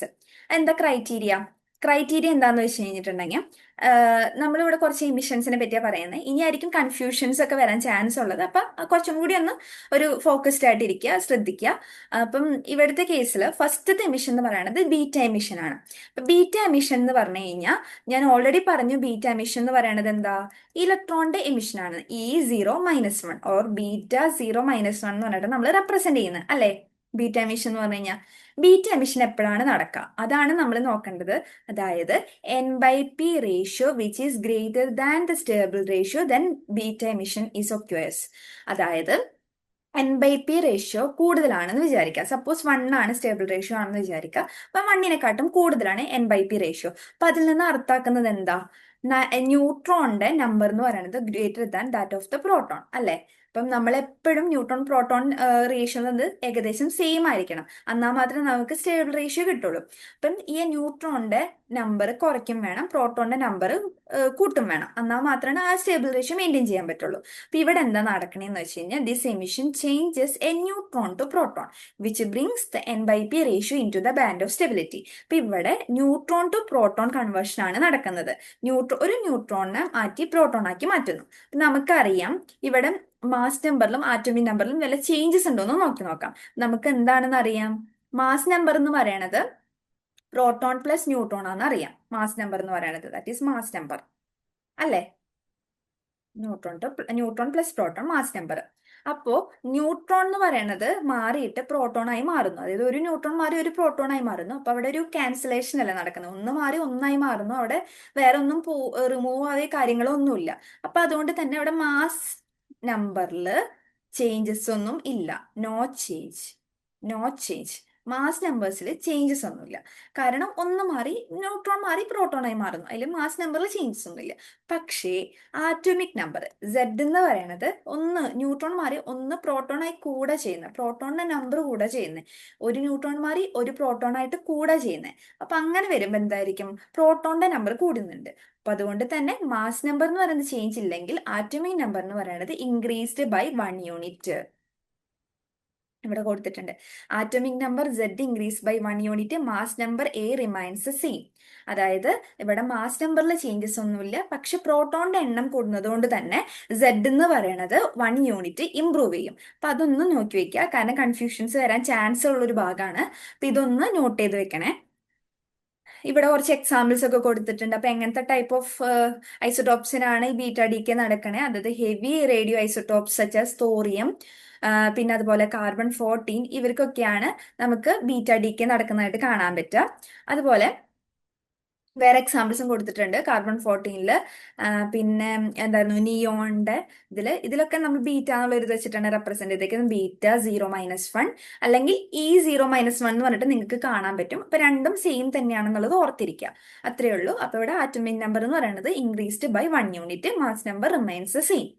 Then positron emission എന്ന് പറഞ്ഞു കഴിഞ്ഞാൽ just opposite to beta emission. അത്രേ ഉള്ളൂ, ഈസിയാണ്, just opposite to beta emission. ഇവിടെ പോസിട്രോൺ എന്ന് പറഞ്ഞു കഴിഞ്ഞാൽ എന്താ ഇലക്ട്രോണിന്റെ ചാർജ് -1 ആയിരുന്നെങ്കിൽ പോസിട്രോണിന്റെ ചാർജ് +1. ബാക്കിയെല്ലാം സെയിം തന്നെ, സെയിം മാസ് ആണ്. ചാർജിൽ മാത്രം ഒരു ഓപ്പോസിറ്റ് ചാർജ് ആയിരിക്കുന്നത്, അത്രേ ഉള്ളൂ. അത് മാത്രം നോട്ട് ചെയ്താൽ മതി. അപ്പൊ ഇങ്ങനെയാണ് നമ്മൾ റെപ്രസെന്റ് ചെയ്യുന്നത് E01 അല്ലെങ്കിൽ β01, ഇങ്ങനെ വെച്ചായിരിക്കും റെപ്രസെന്റ് ചെയ്യുന്നുണ്ടാവുക. ഇപ്പൊ ഇവിടുത്തെ കേസിൽ ന്യൂക്ലിയേറ്റ്സ് വിത്ത് N/P ratios lower than that of stable ratio. നേരത്തെ നമ്മൾ N/P റേഷ്യോ ഗ്രേറ്റർ ദാൻ ആയിരുന്നെങ്കിൽ ഇവിടെ N/P ratio is less than 1 ആണെന്ന് വിചാരിക്കാം. 1 എന്ന് പറയുന്നത് സ്റ്റേബിൾ റേഷ്യോ ആണ്, അതുകൊണ്ട് ഞാനിപ്പോൾ 1 യൂസ് ചെയ്യുന്നത് മാത്രം. സ്റ്റേബിൾ റേഷ്യോസ് വേറെ എന്താണേലും കുഴപ്പമില്ല. ഇപ്പൊ ഈ N/P റേഷ്യോ എന്ന് പറയുന്നത് കിട്ടി. ഈ N/P റേഷ്യോയിൽ ലെസ് ദാൻ 1 ആണെങ്കിൽ എന്തായിരിക്കും? അവിടെ പ്രോട്ടോണിന്റെ നമ്പർ ആയിരിക്കും കൂടുതൽ ഉണ്ടാവുക as compared to that of neutron number. Proton number is greater than that of the neutron numbers. അപ്പൊ അങ്ങനെ വരുമ്പോൾ ഇവിടെ എന്ത് കൺവേർഷൻ ആയിരിക്കും വരുന്നുണ്ടാവുക? This emission changes a proton to neutron. പ്രോട്ടോണിനെ ന്യൂട്രോൺ ആയിട്ടായിരിക്കും അവിടെ കൺവേർട്ട് ചെയ്യുന്നുണ്ടാവുക, അല്ലെ? പ്രോട്ടോണിനെ ന്യൂട്രോൺ ആയിട്ട് കൺവേർട്ട് ചെയ്യുന്നതുകൊണ്ട് തന്നെ ഇവിടെ എന്തായിരിക്കും? മാസ് ചേഞ്ച് എന്ന് പറയുന്നത് ഉണ്ടാവില്ല. അതായത് മാസ് നമ്പർ എന്തായിരുന്നു? A remains the same. Mass number എന്ന് പറയുന്നത് ചേഞ്ച് ഉണ്ടാവില്ല. പക്ഷേ ഒരു പ്രോട്ടോൺ കുറഞ്ഞ് ന്യൂട്രോൺ ആയി മാറുക ചെയ്യുന്നത്, അല്ലെ? ഒരു പ്രോട്ടോൺ മാറി ന്യൂട്രോൺ ആയി മാറുന്നത് കൊണ്ട് തന്നെ ആറ്റോമിക് നമ്പർ എന്ന് പറയുന്നത് 1 യൂണിറ്റ് ഡിക്രീസ് ചെയ്യും. ആറ്റോമിക് നമ്പർ 1 കുറയും. മറ്റേതിൽ 1 കൂടുമായിരുന്നെങ്കിൽ ഇവിടെ ആറ്റോമിക് നമ്പർ 1 കുറയാണ് ചെയ്യുന്നത്. മാസ് നമ്പറിൽ ചേഞ്ചസ് ഒന്നുമില്ല. അപ്പൊ ഇവിടെ എന്താണ്? Positron emission. പോസിട്രോൺ എമിഷൻ എന്ന് പറഞ്ഞു കഴിഞ്ഞിട്ടുണ്ടെങ്കിൽ ഇലക്ട്രോൺ വിത്ത് പോസിറ്റീവ് ചാർജ് ആയിരിക്കും പോസിട്രോൺ എമിഷൻ എന്ന് പറഞ്ഞു കഴിഞ്ഞാൽ. ഇവിടെ പോസിട്രോൺ എമിഷൻ വഴിയോ അല്ലെങ്കിൽ ഇലക്ട്രോൺ ക്യാപ്ചറിങ്ങോ നടക്കാം ഈ ഡീകെ എന്ന് പറയുന്നതിൽ. ഇത് decay by a positron emission or electron capture, രണ്ടാണെങ്കിലും സെയിം എഫക്റ്റ് തന്നെയാണ് വരുന്നത്. അതായത് ആറ്റോമിക് നമ്പർ 1 കുറയുക, അല്ലെങ്കിൽ മാസ് നമ്പറിൽ ചേഞ്ചസ് ഒന്നുമില്ല. ഇവിടെ പ്രോട്ടോൺ ടു ന്യൂട്രോൺ കൺവേർഷൻ ആണ് നടക്കുന്നത്. N/P ratio is less than 1 ആണെങ്കിൽ, അല്ലെങ്കിൽ ലെസ് ദാൻ സ്റ്റേബിൾ റേഷ്യോ ആണെങ്കിലാണ് പോസിട്രോൺ എമിഷൻ പോസിബിൾ ആയിട്ടുണ്ടാവുക.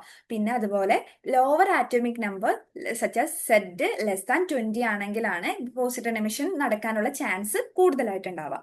അപ്പം Z എന്ന് പറയുന്നത് Z less than 20, പിന്നെ N/P ratio is less than stable ratio which is occurs through a decay by a positron emission or electron capture. അപ്പം ഇവിടെ atomic number mass number changes ഒന്ന് not ചെയ്ത് വെച്ചാൽ മതി. അതുണ്ടെങ്കിൽ നമുക്ക് ബാക്കിയുള്ളവർക്ക് ഈസി ആയിട്ട് സോൾവ് ചെയ്യാൻ പറ്റും. അപ്പം ബീറ്റ എമിഷനും പോസിട്രോൺ എമിഷനും എന്താണെന്ന് ക്ലിയർ ആയെന്ന് വിചാരിക്കുന്നു. ഞാൻ നെക്സ്റ്റ് സ്ലൈഡിലേക്ക് പോവാണ്. ദെൻ വേറൊരു ടോപ്പിക് എന്ന് പറയുന്നത്, വേറൊരു എമിഷൻ, ഒരു ഫിനോമിനൻ തന്നെയാണ് ആനിഹിലേഷൻ എന്ന് പറയും.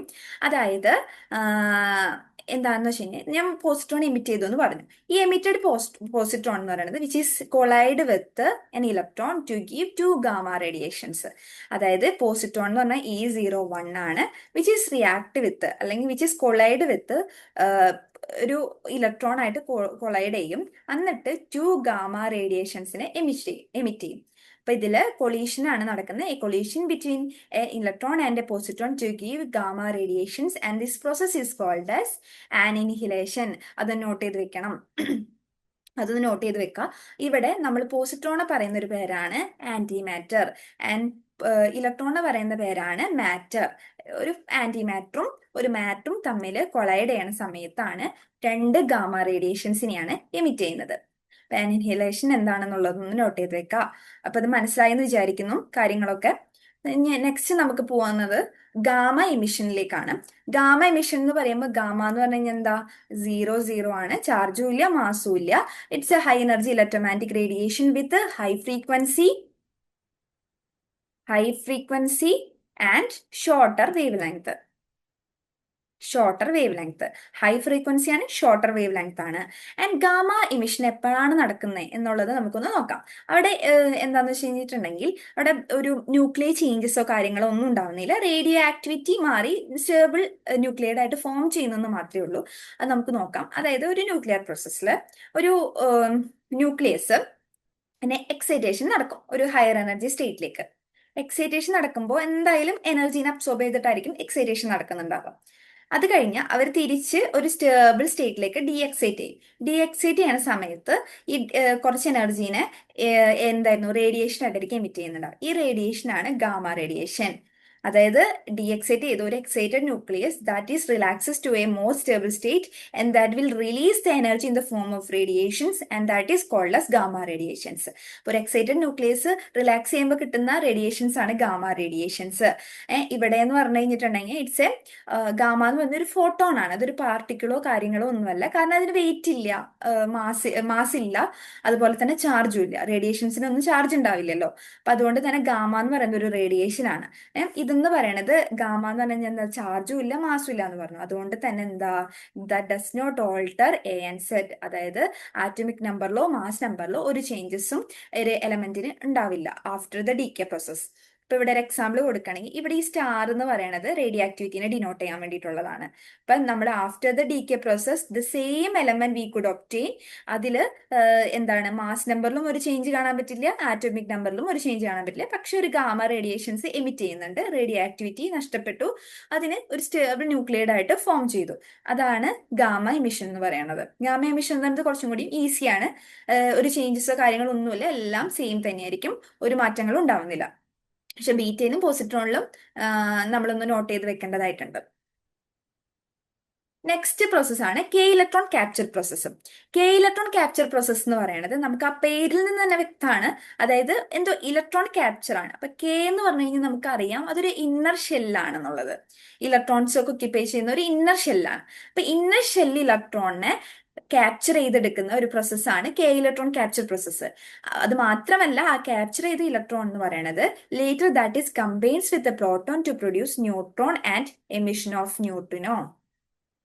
അതായത് ഈ ഇലക്ട്രോൺ എന്ന് പറയുന്നത് പ്രോട്ടോൺ ആയിട്ട്, പ്രോട്ടോൺ എന്ന് പറഞ്ഞു കഴിഞ്ഞാൽ പ്രോട്ടോൺ ആയിട്ട് കമ്പൈൻ ചെയ്തിട്ട് എന്തുണ്ടാവും, ന്യൂട്രോൺ ഉണ്ടാവും. ഈ ഇലക്ട്രോൺ എന്ന് പറയുന്നത് പ്രോട്ടോൺ ആയിട്ട് കമ്പൈൻ ചെയ്തിട്ട് ന്യൂട്രൽ ആവും. അത്രേ ചിന്തിച്ചാൽ മതി. ഇലക്ട്രോണും പ്രോട്ടോൺ എന്ന് പറഞ്ഞാൽ പോസിറ്റീവ്, ഇലക്ട്രോൺ എന്ന് പറഞ്ഞാൽ നെഗറ്റീവ്, ഇവർ തമ്മിൽ കമ്പൈൻ ചെയ്യുന്നു, ന്യൂട്രോൺ ഫോം ചെയ്യുന്നു. അതോടൊപ്പം തന്നെ ന്യൂട്രിനോ എന്ന് പറഞ്ഞിട്ടുള്ള കുറച്ച് പാർട്ടിക്കിൾസ്, സ്മോൾ പാർട്ടിക്കിൾസ് ആണ്. ന്യൂട്രിനോടെ എമിഷനും കൂടി നടക്കുന്നുണ്ട്. ന്യൂട്രിനോ ഓർ എക്സ്റേസ് എമിഷൻ എന്ന് വേണമെങ്കിൽ നമുക്ക് പറയാം. എക്സ്റേസും എമിറ്റ് ചെയ്യുന്നുണ്ട് സംടൈംസ്. എക്സ്റേ എമിഷൻ നടക്കുന്നുണ്ട്, അതുപോലെ തന്നെ ന്യൂട്രോൺ എമിഷനും നടക്കുന്നുണ്ട് with the formation of neutrons. അപ്പൊ ഇലക്ട്രോണിന് എന്താണ്, കെ ഷെല്ലിൽ നിന്ന് ഇലക്ട്രോൺസിനെ എന്തായിരുന്നു ക്യാപ്ചർ ചെയ്തിട്ട് ഇലക്ട്രോൺസ് പ്രോട്ടോൺസ് ആയിട്ട് കമ്പൈൻ ചെയ്ത് ന്യൂട്രോൺ ഉണ്ടാവും. അതോടൊപ്പം തന്നെ ന്യൂട്രിനോ ആൻഡ് എക്സ്റേസ് എമിഷനും ഉണ്ടാവുന്നു. ഇതൊക്കെ ഒന്ന് നോട്ട് ചെയ്ത് വെക്കണം, കാരണം ഇതൊക്കെ ക്വസ്റ്റ്യൻസ് ആയിട്ട് കാണുന്ന ഒരു കാര്യമാണ്. അപ്പൊ ഇവിടുത്തെ കേസിൽ atomic number is greater than 30 ആണെങ്കിലാണ് ഈ ഒരു പ്രോസസ്സ് നടക്കുന്നുണ്ടാവുക. ഇന്നമോസ്റ്റ് കാരണം എന്തായിരിക്കും, ഇന്നമോസ്റ്റ് ഷെൽ ഇലക്ട്രോൺസ് ഒക്കെ ക്ലോസ്ഡ് ആയിരിക്കും ന്യൂക്ലിയസ് ആയിട്ട്, അതുകൊണ്ട് that can be easily absorbed by the latter. അപ്പൊ അതുകൊണ്ട് തന്നെ ആറ്റോമിക് നമ്പർ ഗ്രേറ്റർ ആയിട്ടുള്ള 30 എബോവ് ആണെങ്കിലാണ് കെ ഇലക്ട്രോൺ ക്യാപ്ചർ പ്രോസസ്സ് നടക്കുന്നുണ്ടാവുക. ഇവിടെ ഒരു എക്സാമ്പിൾ നോക്കുകയാണെങ്കിൽ ഇവിടെ നിന്ന് പൊട്ടാസ്യം ഉണ്ട്, ആർഗണും ഉണ്ട്. അപ്പൊ ഇതിൽ നിന്ന് പൊട്ടാസ്യത്തിൽ നിന്ന് ഒരു ഇന്നർ ഷെൽ ഇലക്ട്രോണിനെ ക്യാപ്ചർ ചെയ്തു, അങ്ങനെ ആർഗൺ എന്ന് പറയുന്നത് ഫോം ചെയ്യുന്നത്. ഇലക്ട്രോണിനെ ക്യാപ്ചർ ചെയ്തിട്ട് ആർഗൺ ഫോം ചെയ്തു. ഇവിടുത്തെ കേസിൽ എന്താ, ഇലക്ട്രോണിനെയാണ് ക്യാപ്ചർ ചെയ്യുന്നത്. പക്ഷെ ഇവിടെ മാസ് നമ്പർ എന്ന് പറയണതിൽ ഒരു ചേഞ്ചസും കാണാൻ പറ്റില്ല, കാരണം അവിടെ വേറെ മാറ്റങ്ങളൊന്നും വരുന്നില്ല, മാസ് നമ്പറിലൊന്നും ചേഞ്ച് വരുന്നില്ല. പക്ഷേ ഇവിടെ പ്രോട്ടോൺ നമ്പർ എന്ന് പറയുന്നത് ഡിക്രീസ്ഡ് ബൈ 1 യൂണിറ്റ്. കാരണം എന്താ, ആറ്റോമിക് നമ്പർ, അതായത് പ്രോട്ടോൺ നമ്പർ എന്ന് പറഞ്ഞാൽ ആറ്റോമിക് നമ്പർ. കാരണം എന്താ, ഇവിടെ ഇലക്ട്രോൺ എന്ന് പറയുന്നത് which is combined with a proton, അല്ലെ, പ്രോട്ടോൺ ആയിട്ടാണ് കമ്പൈൻ ചെയ്യുന്നത്. അപ്പൊ ഒരു പ്രോട്ടോൺ എന്ന് പറയുന്നത് കുറഞ്ഞു, പക്ഷെ ഒരു ന്യൂട്രോൺ എന്ന് പറയുന്നത് അവിടെ ഫോം ചെയ്യുന്നുണ്ട്. അതുകൊണ്ടാണ് അവിടെ മാസ് നമ്പറിൽ ചേഞ്ചസ് ഒന്നും ഇല്ലാത്തത്. പക്ഷെ ഒരു പ്രോട്ടോൺ കുറഞ്ഞത് കൊണ്ട് എന്തായി, അവിടെ ഒരു 1 യൂണിറ്റ് ഡിക്രീസ് വരും ആറ്റോമിക് നമ്പറിൽ. മനസ്സിലായോ, ക്ലിയർ ആയോ? അതായത് ഇവിടെ എന്താ, പ്രോട്ടോൺ ആണ് കുറയുന്നത്, ഇലക്ട്രോൺ ആയിട്ട് കമ്പൈൻ ചെയ്തിട്ട് ന്യൂട്രോൺ ഫോം ചെയ്യുന്നുണ്ട്. അപ്പൊ ഒന്ന് കുറഞ്ഞെങ്കിൽ അവിടെ ഒന്ന് ഫോം ചെയ്യുന്നതുകൊണ്ട് മാസ് നമ്പറിൽ ചേഞ്ചസ് ഒന്നും വരില്ല. പക്ഷേ പ്രോട്ടോൺ നമ്പർ അവിടെ കുറയുന്നത് കൊണ്ട് ആറ്റോമിക് നമ്പർ ചേഞ്ച് ചെയ്യും. കാരണം എന്താ, ആറ്റോമിക് നമ്പർ എന്ന് പറഞ്ഞാൽ നമ്പർ ഓഫ് പ്രോട്ടോൺസ് ആണ്. അതുകൊണ്ട് അപ്പം ഇവിടെ നമ്മൾ മനസ്സിലാക്കേണ്ടത് atomic number Z decreases by 1 unit but mass number A remains same. അപ്പൊ നമ്മൾ കുറച്ചധികം എമിഷൻസിനെ പറ്റി കണ്ടു.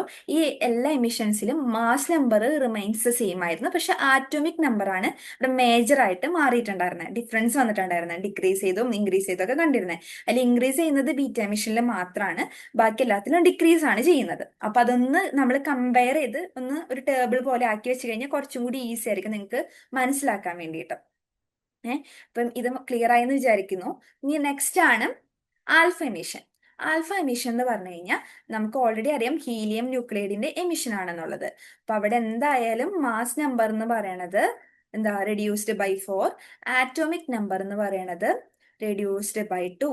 അതായത് atomic number reduced by 2, mass number is reduced by 4. ഇത് നമ്മൾക്ക് കുറച്ചും കൂടി ഫെമിലിയർ ആയിരിക്കും ഈ ആൽഫ എമിഷൻ എന്ന് പറയണത്, അല്ലെ? പിന്നെ ഇവിടെ heavy nuclides with Z greater than 83 ആണെങ്കിലാണ് എമിഷൻ ഓഫ് ആൽഫ പാർട്ടിക്കിൾസ്. ഒരു എക്സാമ്പിൾ ഇവിടെ കൊടുത്തിട്ടുണ്ട്. ഇപ്പൊ യുറാനിയം ഉണ്ട്, അതിൽ നിന്ന് തോറിയായിട്ട് മാറി. തോറിയം ഇപ്പം 4 മാസ് നമ്പറിൽ 4 കുറഞ്ഞു, ആറ്റോമിക് നമ്പറിൽ 2 കുറഞ്ഞു, അല്ലെ? 234 ആയി 90 ആയി 92-ൽ നിന്ന്. അവിടെ ഹീലിയം ന്യൂക്ലൈഡ് എമിറ്റും ചെയ്തു.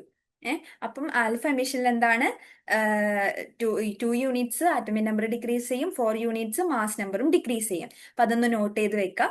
അതിൽ 83, അതായത് ഹയർ ന്യൂക്ലിയേറ്റ്സ്, ഹെവി ന്യൂക്ലിയേറ്റ്സ് ഒക്കെ ആയിരിക്കും ആൽഫ ഡിക്ക് നടക്കുന്നുണ്ടാവും ഹെവി ന്യൂക്ലിയേറ്റ്സിൽ.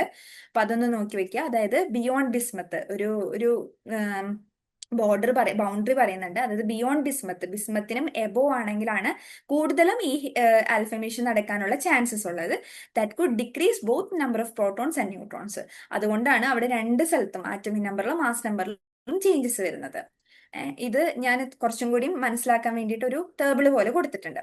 അപ്പം ഇവിടെ എന്ന് പറഞ്ഞു കഴിഞ്ഞാൽ ആൽഫ ഡി കെ, അതില് ആറ്റോമിക് നമ്പർ എന്ന് പറയുന്നത് decreased by 2 and mass number is decreased by 4 and ഒരു ഹീലിയം ന്യൂക്ലിയൈഡ് എമിഷൻ ആണ് കാണാൻ പറ്റുക, അല്ലെ? അത് ബീറ്റ ഡി കെയിലാണെങ്കിലോ ഇലക്ട്രോൺ എമിഷൻ ആണ്. ഇവിടുത്തെ കേസിൽ ബീറ്റയിൽ മാത്രമാണ് ആറ്റോമിക് നമ്പർ 1 ആയിട്ട് ഇൻക്രീസ് ചെയ്യുന്നത്. Atomic number increased by 1 unit, പക്ഷെ മാസ് നമ്പറിൽ ചേഞ്ചസ് ഒന്നുമില്ല. പക്ഷെ ബീറ്റയിൽ ഇൻക്രീസ്ഡ് ബൈ 1 യൂണിറ്റ്. ഗാമ എന്ന് പറയണേൽ ഗാമ പാർട്ടിക്കിൾ ആണ് എമിറ്റ് ചെയ്യുന്നത്, പക്ഷെ അവിടെ നോ ചേഞ്ച്. ഒരു എക്സൈറ്റഡ് ന്യൂക്ലിയർ സ്റ്റേറ്റിൽ നിന്ന് റിലാക്സേഷൻ വന്നിട്ട് റിലാക്സേഷൻ വരുന്ന സമയത്താണ് അവിടെ ഗാമ റേഡിയേഷൻസിനെ എമിറ്റ് ചെയ്യുന്നത്. അവിടെ എയും സെറ്റും അൺചേഞ്ച്ഡ് ആണ്. ആ കാര്യം നോട്ട് ചെയ്ത് വെക്കാം. പിന്നെ പോസിട്രോൺ എമിഷൻ എന്ന് പറയുന്നത് എന്താണ്, ഒരു പോസിട്രോൺ ആയിരിക്കും, അതായത് +1 ചാർജ് ഉള്ള ഒരു സ്പീഷ്യസ് ആയിരിക്കും എമിറ്റ് ചെയ്യുന്നുണ്ടാവുക. അവിടെ അറ്റോമിക് നമ്പർ എന്ന് പറയുന്നത് ഡിക്രീസ്ഡ് ബൈ 1 യൂണിറ്റ്. ഇലക്ട്രോൺ ക്യാപ്ചറിലും അതെ, എന്തായിരുന്നു, ഒരു ന്യൂട്രോൺ ആയിരിക്കും ഫോം ചെയ്യുന്നുണ്ടാവുക. ഒരു ഇലക്ട്രോൺ പ്രോട്ടോൺ ആയിട്ട് കമ്പൈൻ ചെയ്തിട്ട് ന്യൂട്രോൺ ഫോം ചെയ്യുന്നു. With neutrino and X rays emission. X rays ആവാം, അല്ലെങ്കിൽ ന്യൂട്രിനോ ആയിരിക്കാം, ന്യൂട്രിനോ പാർട്ടിക്കിൾസും എമിറ്റ് ചെയ്യാം. ഇവിടെയും ഡിക്രീസസ് ബൈ 1 യൂണിറ്റ്. അപ്പോ എന്തായിരുന്നു, പോസിട്രോൺ എമിഷനിലും ഇലക്ട്രോൺ ക്യാപ്ചറിലും ഡിക്രീസസ് ബൈ 1 യൂണിറ്റ് ആണ് ആറ്റോമിക് നമ്പർ. ഗാമയിൽ നോ ചേഞ്ച് ആണ്, ഇതിൽ ഇൻക്രീസസ് ബൈ 1 യൂണിറ്റ് ആണ് ബീറ്റ ഡിക്കയിൽ. അപ്പൊ അതൊന്ന് നോട്ട് ചെയ്ത് വെക്കുക, കാരണം അത് കുറച്ച് ഒരു ട്രിക്കി ആയിട്ടുള്ള ഒരു കാര്യമാണ്, കൺഫ്യൂഷൻ വരാൻ ചാൻസ് ഉള്ളതാണ്. അപ്പം എന്തൊക്കെയാണെന്നുള്ളത് കോൺസെപ്റ്റ്സ് ഒക്കെ കാര്യങ്ങൾ മനസ്സിലാക്കി വെച്ച് കഴിഞ്ഞാൽ കുറച്ചും കൂടി ഈസി ആയിരിക്കും. ഡി കെ സീരീസ് ഇപ്പൊ ഞാൻ ഓൾറെഡി പറഞ്ഞു. ഇപ്പൊ ഡി കെ എന്ന് പറയുന്നത് ഒരു പ്രൊലോങ്ഡ് പ്രോസസ് ആണെന്ന് പറഞ്ഞു. അതായത് ഇപ്പം യുറാനിയം 238, ഈ യുറാനിയത്തിന് ഒറ്റ ദിവസം കൊണ്ട് അത് ലെഡ് മാറില്ല.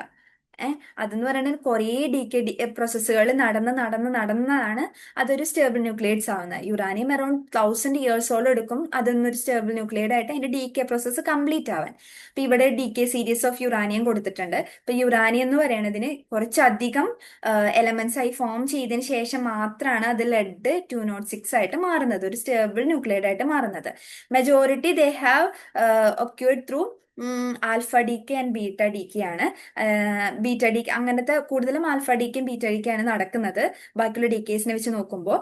അപ്പം ഇതാണ് യുറാനിയത്തിന്റെ ഒരു ഡി കെ സീരീസ്. പക്ഷെ നമുക്കിപ്പോ ഒരു എലമെന്റ് തന്നു, സപ്പോസ് ബിസ്മത്ത് തന്നു എന്ന് വിചാരിക്കാം. ബിസ്മത്ത് തന്നു. ഈ ബിസ്മത്ത് ഏത് സീരീസിലാണ്, ഏത് എന്താ യുറാനിയം സീരീസിലാണോ അല്ലെങ്കിൽ വേറെ വല്ല എലമെന്റ്സിന്റെ ഡി കെ സീരീസിലാണ് ഇൻക്ലൂഡ് ആവണേന്നുള്ളത് നമുക്ക് നോക്കാനായിട്ട് ഒരു ഈസി മെത്തേഡ് ഉണ്ട്. അത് നമുക്ക് ഇതിന്റെ മാസ് നമ്പർ നോക്കി കഴിഞ്ഞു കഴിഞ്ഞാൽ നമുക്ക് മനസ്സിലാവും. മാസ് നമ്പർ നോക്കിക്കഴിഞ്ഞ് നമുക്ക് ഏത് സീരീസിലാണ് അത് ഇൻക്ലൂഡഡ് ആവാന്നുള്ളത് മനസ്സിലാക്കാൻ പറ്റും. ഇവിടെ 4 സീരീസിലാണ് മെയിൻ ആയിട്ട് പറയുന്നത്: thorium series, neptunium series, uranium series, actinium series. ഇപ്പോൾ ഇതില് നമ്മൾ മാസ് നമ്പർ ഒരു പർട്ടിക്കുലർ എലമെന്റിന്റെ, അപ്പൊ ഞാൻ ബിസ്മത്ത് എടുത്തു. ബിസ്മത്തിന്റെ മാസ് നമ്പർ 209 ആണ്. ഈ 209 വിച്ച് ഇസ് ഡിവിസിബിൾ ബൈ 4 ആണ്, കംപ്ലീറ്റ്ലി ഡിവിസിബിൾ ആണ് എന്നുണ്ടെങ്കിൽ അത് തോറിയം സീരീസിലായിരിക്കും പെടുന്നുണ്ടാവുക, ഇൻക്ലൂഡഡ് ആയിട്ടുണ്ടാവുക. ഫോറിൻ സീരീസിൽ അല്ല. ഇപ്പൊ 209 divided by 4 with which is divisible by 4 with a remainder of 1 ആണെന്നുണ്ടെങ്കിൽ അതെന്ന് പറയുന്നത് 4n+1 സീരീസിലായിരിക്കും വരുന്നുണ്ടാവുക. ഇനി റിമൈൻഡർ ഓഫ് ടു ആണ് എന്നുണ്ടെങ്കിൽ അത് 4n+2 സീരീസിലായിരിക്കും വരുന്നുണ്ടാവുക. 4n+3 സീരീസിലാണ് വരുന്നുണ്ടെങ്കിൽ അത് റിമൈൻഡർ 3 ആയിരിക്കും. അത് divisible by 4 with remainder of 3 ആണെങ്കിൽ അത് ആക്ടിനിയം സീരീസിലായിരിക്കും വരുന്നുണ്ടാവുക. അപ്പൊ നമുക്കൊരു എലമെന്റ് തന്നു കഴിഞ്ഞാൽ ആ എലമെന്റിന്റെ മാസ് നമ്പർ വെച്ചിട്ട് നമുക്ക് അത് ഏത് സീരീസിലാണ് വരുന്നതെന്നുള്ളത് ഡി കെ സീരീസ് മനസ്സിലാക്കാൻ പറ്റും. അത് മാസ് നമ്പർ ഡിവൈഡഡ് ബൈ 4 ചെയ്ത് കഴിഞ്ഞാൽ റിമൈൻഡർ വരുന്നുണ്ടോ, റിമൈൻഡർ വരുന്നില്ലേ, ഏത് റിമൈൻഡർ ആണ് വരുന്നത്, അപ്പൊ അത് നോക്കിയിട്ട് നമുക്ക് ഈസി ആയിട്ട് ഏത് സീരീസിലാണ് അത് ഇൻക്ലൂഡഡ് ആവണേ എന്നുള്ളത് നമുക്ക് മനസ്സിലാക്കാൻ പറ്റും. ജസ്റ്റ് ഇപ്പൊ ചിലപ്പം മേ ബി ഒരു എക്സാമ്പിൾ ഒരു ക്വസ്റ്റ്യൻ ആയിട്ട് ചോദിച്ചേക്കാം, ഒരു എലമെന്റ് തന്നത് ഏത് ഏത് ഇപ്പം തോറിയം, നെപ്റ്റ്യൂണിയം, യുറാനിയം, ആക്ടീനിയം അങ്ങനത്തെ സീരീസുകൾ തന്നു, അത് ഏത് സീരീസിലാണെന്നുള്ളത് മേ ബി ചോദിച്ചേക്കാം. അപ്പൊ നമ്മൾ എന്താ ചെയ്യേണ്ടത്, ഈ ജസ്റ്റ് ഒന്ന് ഡിവൈഡ് ചെയ്ത് നോക്കാം, 4 വെച്ചിട്ട് മാസ് നമ്പറിനെ ഡിവൈഡ് ചെയ്ത് നോക്കാം. ഡിവൈഡ് ചെയ്ത് നോക്കിയിട്ട് ജസ്റ്റ് റിമൈൻഡർ നോക്കാം. റിമൈൻഡർ ഉണ്ടെങ്കിൽ അതിന്റെ അർത്ഥം ബാക്കി എന്തായാലും തോറിയ ആയിരിക്കില്ല, നെപ്റ്റ്യൂണിയാണോ, യുറാനിയാണോ, ആക്ടീനിയാണോ എന്നുള്ളതായിരിക്കും. ഇത്രയേ ഉള്ളൂ. ഇത് വെച്ചിട്ട് നമുക്ക് ഏതൊക്കെ ഡീറ്റെയിലാണ് എന്താണെന്നുള്ള കാര്യങ്ങളൊക്കെ മനസ്സിലാക്കാനായിട്ട് പറ്റും. അപ്പൊ ഞാൻ ഇതുവരെ ഇന്നത്തെ ഒരു ടോപ്പിക് ഇത് വെച്ച് ഞാൻ കൺക്ലൂഡ് ചെയ്യാണ്, വൈൻഡ് അപ്പ് ചെയ്യാൻ ഉദ്ദേശിക്കുകയാണ്. അപ്പം ഇതുവരെയുള്ള എല്ലാ കാര്യങ്ങളും മനസ്സിലായി എന്ന് വിചാരിക്കുന്നു. അപ്പം ഞാൻ വേണമെങ്കിൽ ഒന്നും കൂടി റിവൈൻഡ് ചെയ്ത് കാണിച്ചു തരാം. അതായത് നമ്മളിപ്പോ എന്തൊക്കെ പഠിച്ചു. റേഡിയോ ആക്റ്റീവ് ഡീക്കനെ പറ്റി പഠിച്ചു, അതിന്റെ യൂണിറ്റ്സിനെ പറ്റി പഠിച്ചു, എന്തായിരുന്നു കുറച്ച് ന്യൂക്ലിയർ റിയാക്ഷൻസ് എന്താണെന്നുള്ളത് പഠിച്ചു, പിന്നെ ബേസിക് ആയിട്ടുള്ള ആൽഫ ബീറ്റ ഗാമ പ്രോപ്പർട്ടീസ്, പിന്നെ എന്തായിരുന്നു nuclear shell models. Nuclear shell മോഡലിൽ മാജിക് നമ്പേഴ്സ് ഉണ്ട്. മാജിക് നമ്പർ വെരി ഇമ്പോർട്ടന്റ് ആണ്, ക്വസ്റ്റ്യൻസ് ആയിട്ട് ചോദിക്കാവുന്നതാണ്. അപ്പം ഒരു ക്വാണ്ടൈസ്ഡ് എനർജി ഷെൽസിലാണ് ഈ പ്രോട്ടോൺസും ന്യൂട്രോൺസും ഒക്യുപ്പൈ ചെയ്യുന്നതെന്ന് പഠിച്ചു. അപ്പൊ ആ കാര്യങ്ങൾ നോക്കി. പിന്നെ അതുപോലെ തന്നെ എന്താ ബാൻഡ് ഓഫ് സ്റ്റെബിലിറ്റി, ആ സ്റ്റെബിലിറ്റി ഒരു ബാൻഡ് ഓഫ് സ്റ്റെബിലിറ്റിയുടെ ഇൻസൈഡ് ആയിട്ടാണ് N/P റേഷ്യോ വരുന്നതെന്നുണ്ടെങ്കിൽ ആ ഒരു ന്യൂക്ലിയൈഡ് എന്ന് പറയുന്നത് സ്റ്റേബിൾ ആയിരിക്കും. ഔട്ട്സൈഡ് ആണെന്നുണ്ടെങ്കിൽ അൺസ്റ്റേബിൾ ആയിരിക്കും. അതുപോലെ തന്നെ കുറെ എമിഷൻസിനെ പറ്റി പഠിച്ചു. അതിൽ ബീറ്റ എമിഷൻ ഉണ്ട്, ആൽഫ എമിഷൻ ഉണ്ട്, ഗാമ എമിഷൻ ഉണ്ട്, പോസിട്രോൺ എമിഷൻ, ഇലക്ട്രോൺ ക്യാപ്ചർ. അതിൽ കൺഫ്യൂഷൻസ് ഒന്നും ഇല്ലാണ്ട് ഒരു ടേബിൾ ആയിട്ട് തന്നെ പഠിച്ചു കഴിഞ്ഞാൽ ഇത്തിരി കൂടി കോറിലേറ്റ് ചെയ്യാനായിട്ട് നമുക്ക് എളുപ്പമായിരിക്കും. കൺഫ്യൂഷൻസ് ഉണ്ടെങ്കിൽ ചിലപ്പോൾ മാറിപ്പോകാനുള്ള ചാൻസസ് ഉണ്ട്. അങ്ങനെയാണെങ്കിൽ അപ്പൊ അത് നല്ലോണം ഒന്ന് ശ്രദ്ധിച്ച് നോക്കുക, പഠിക്കുക. ഉം, പിന്നെന്തായിരുന്നു, ഡി കെ സീരീസിനെ പറ്റി പഠിച്ചു. അപ്പൊ ഇന്നത്തെ ക്ലാസ് എല്ലാവർക്കും മനസ്സിലായെന്ന് വിചാരിക്കുന്നു. അപ്പം താങ്ക് യു ഓൾ.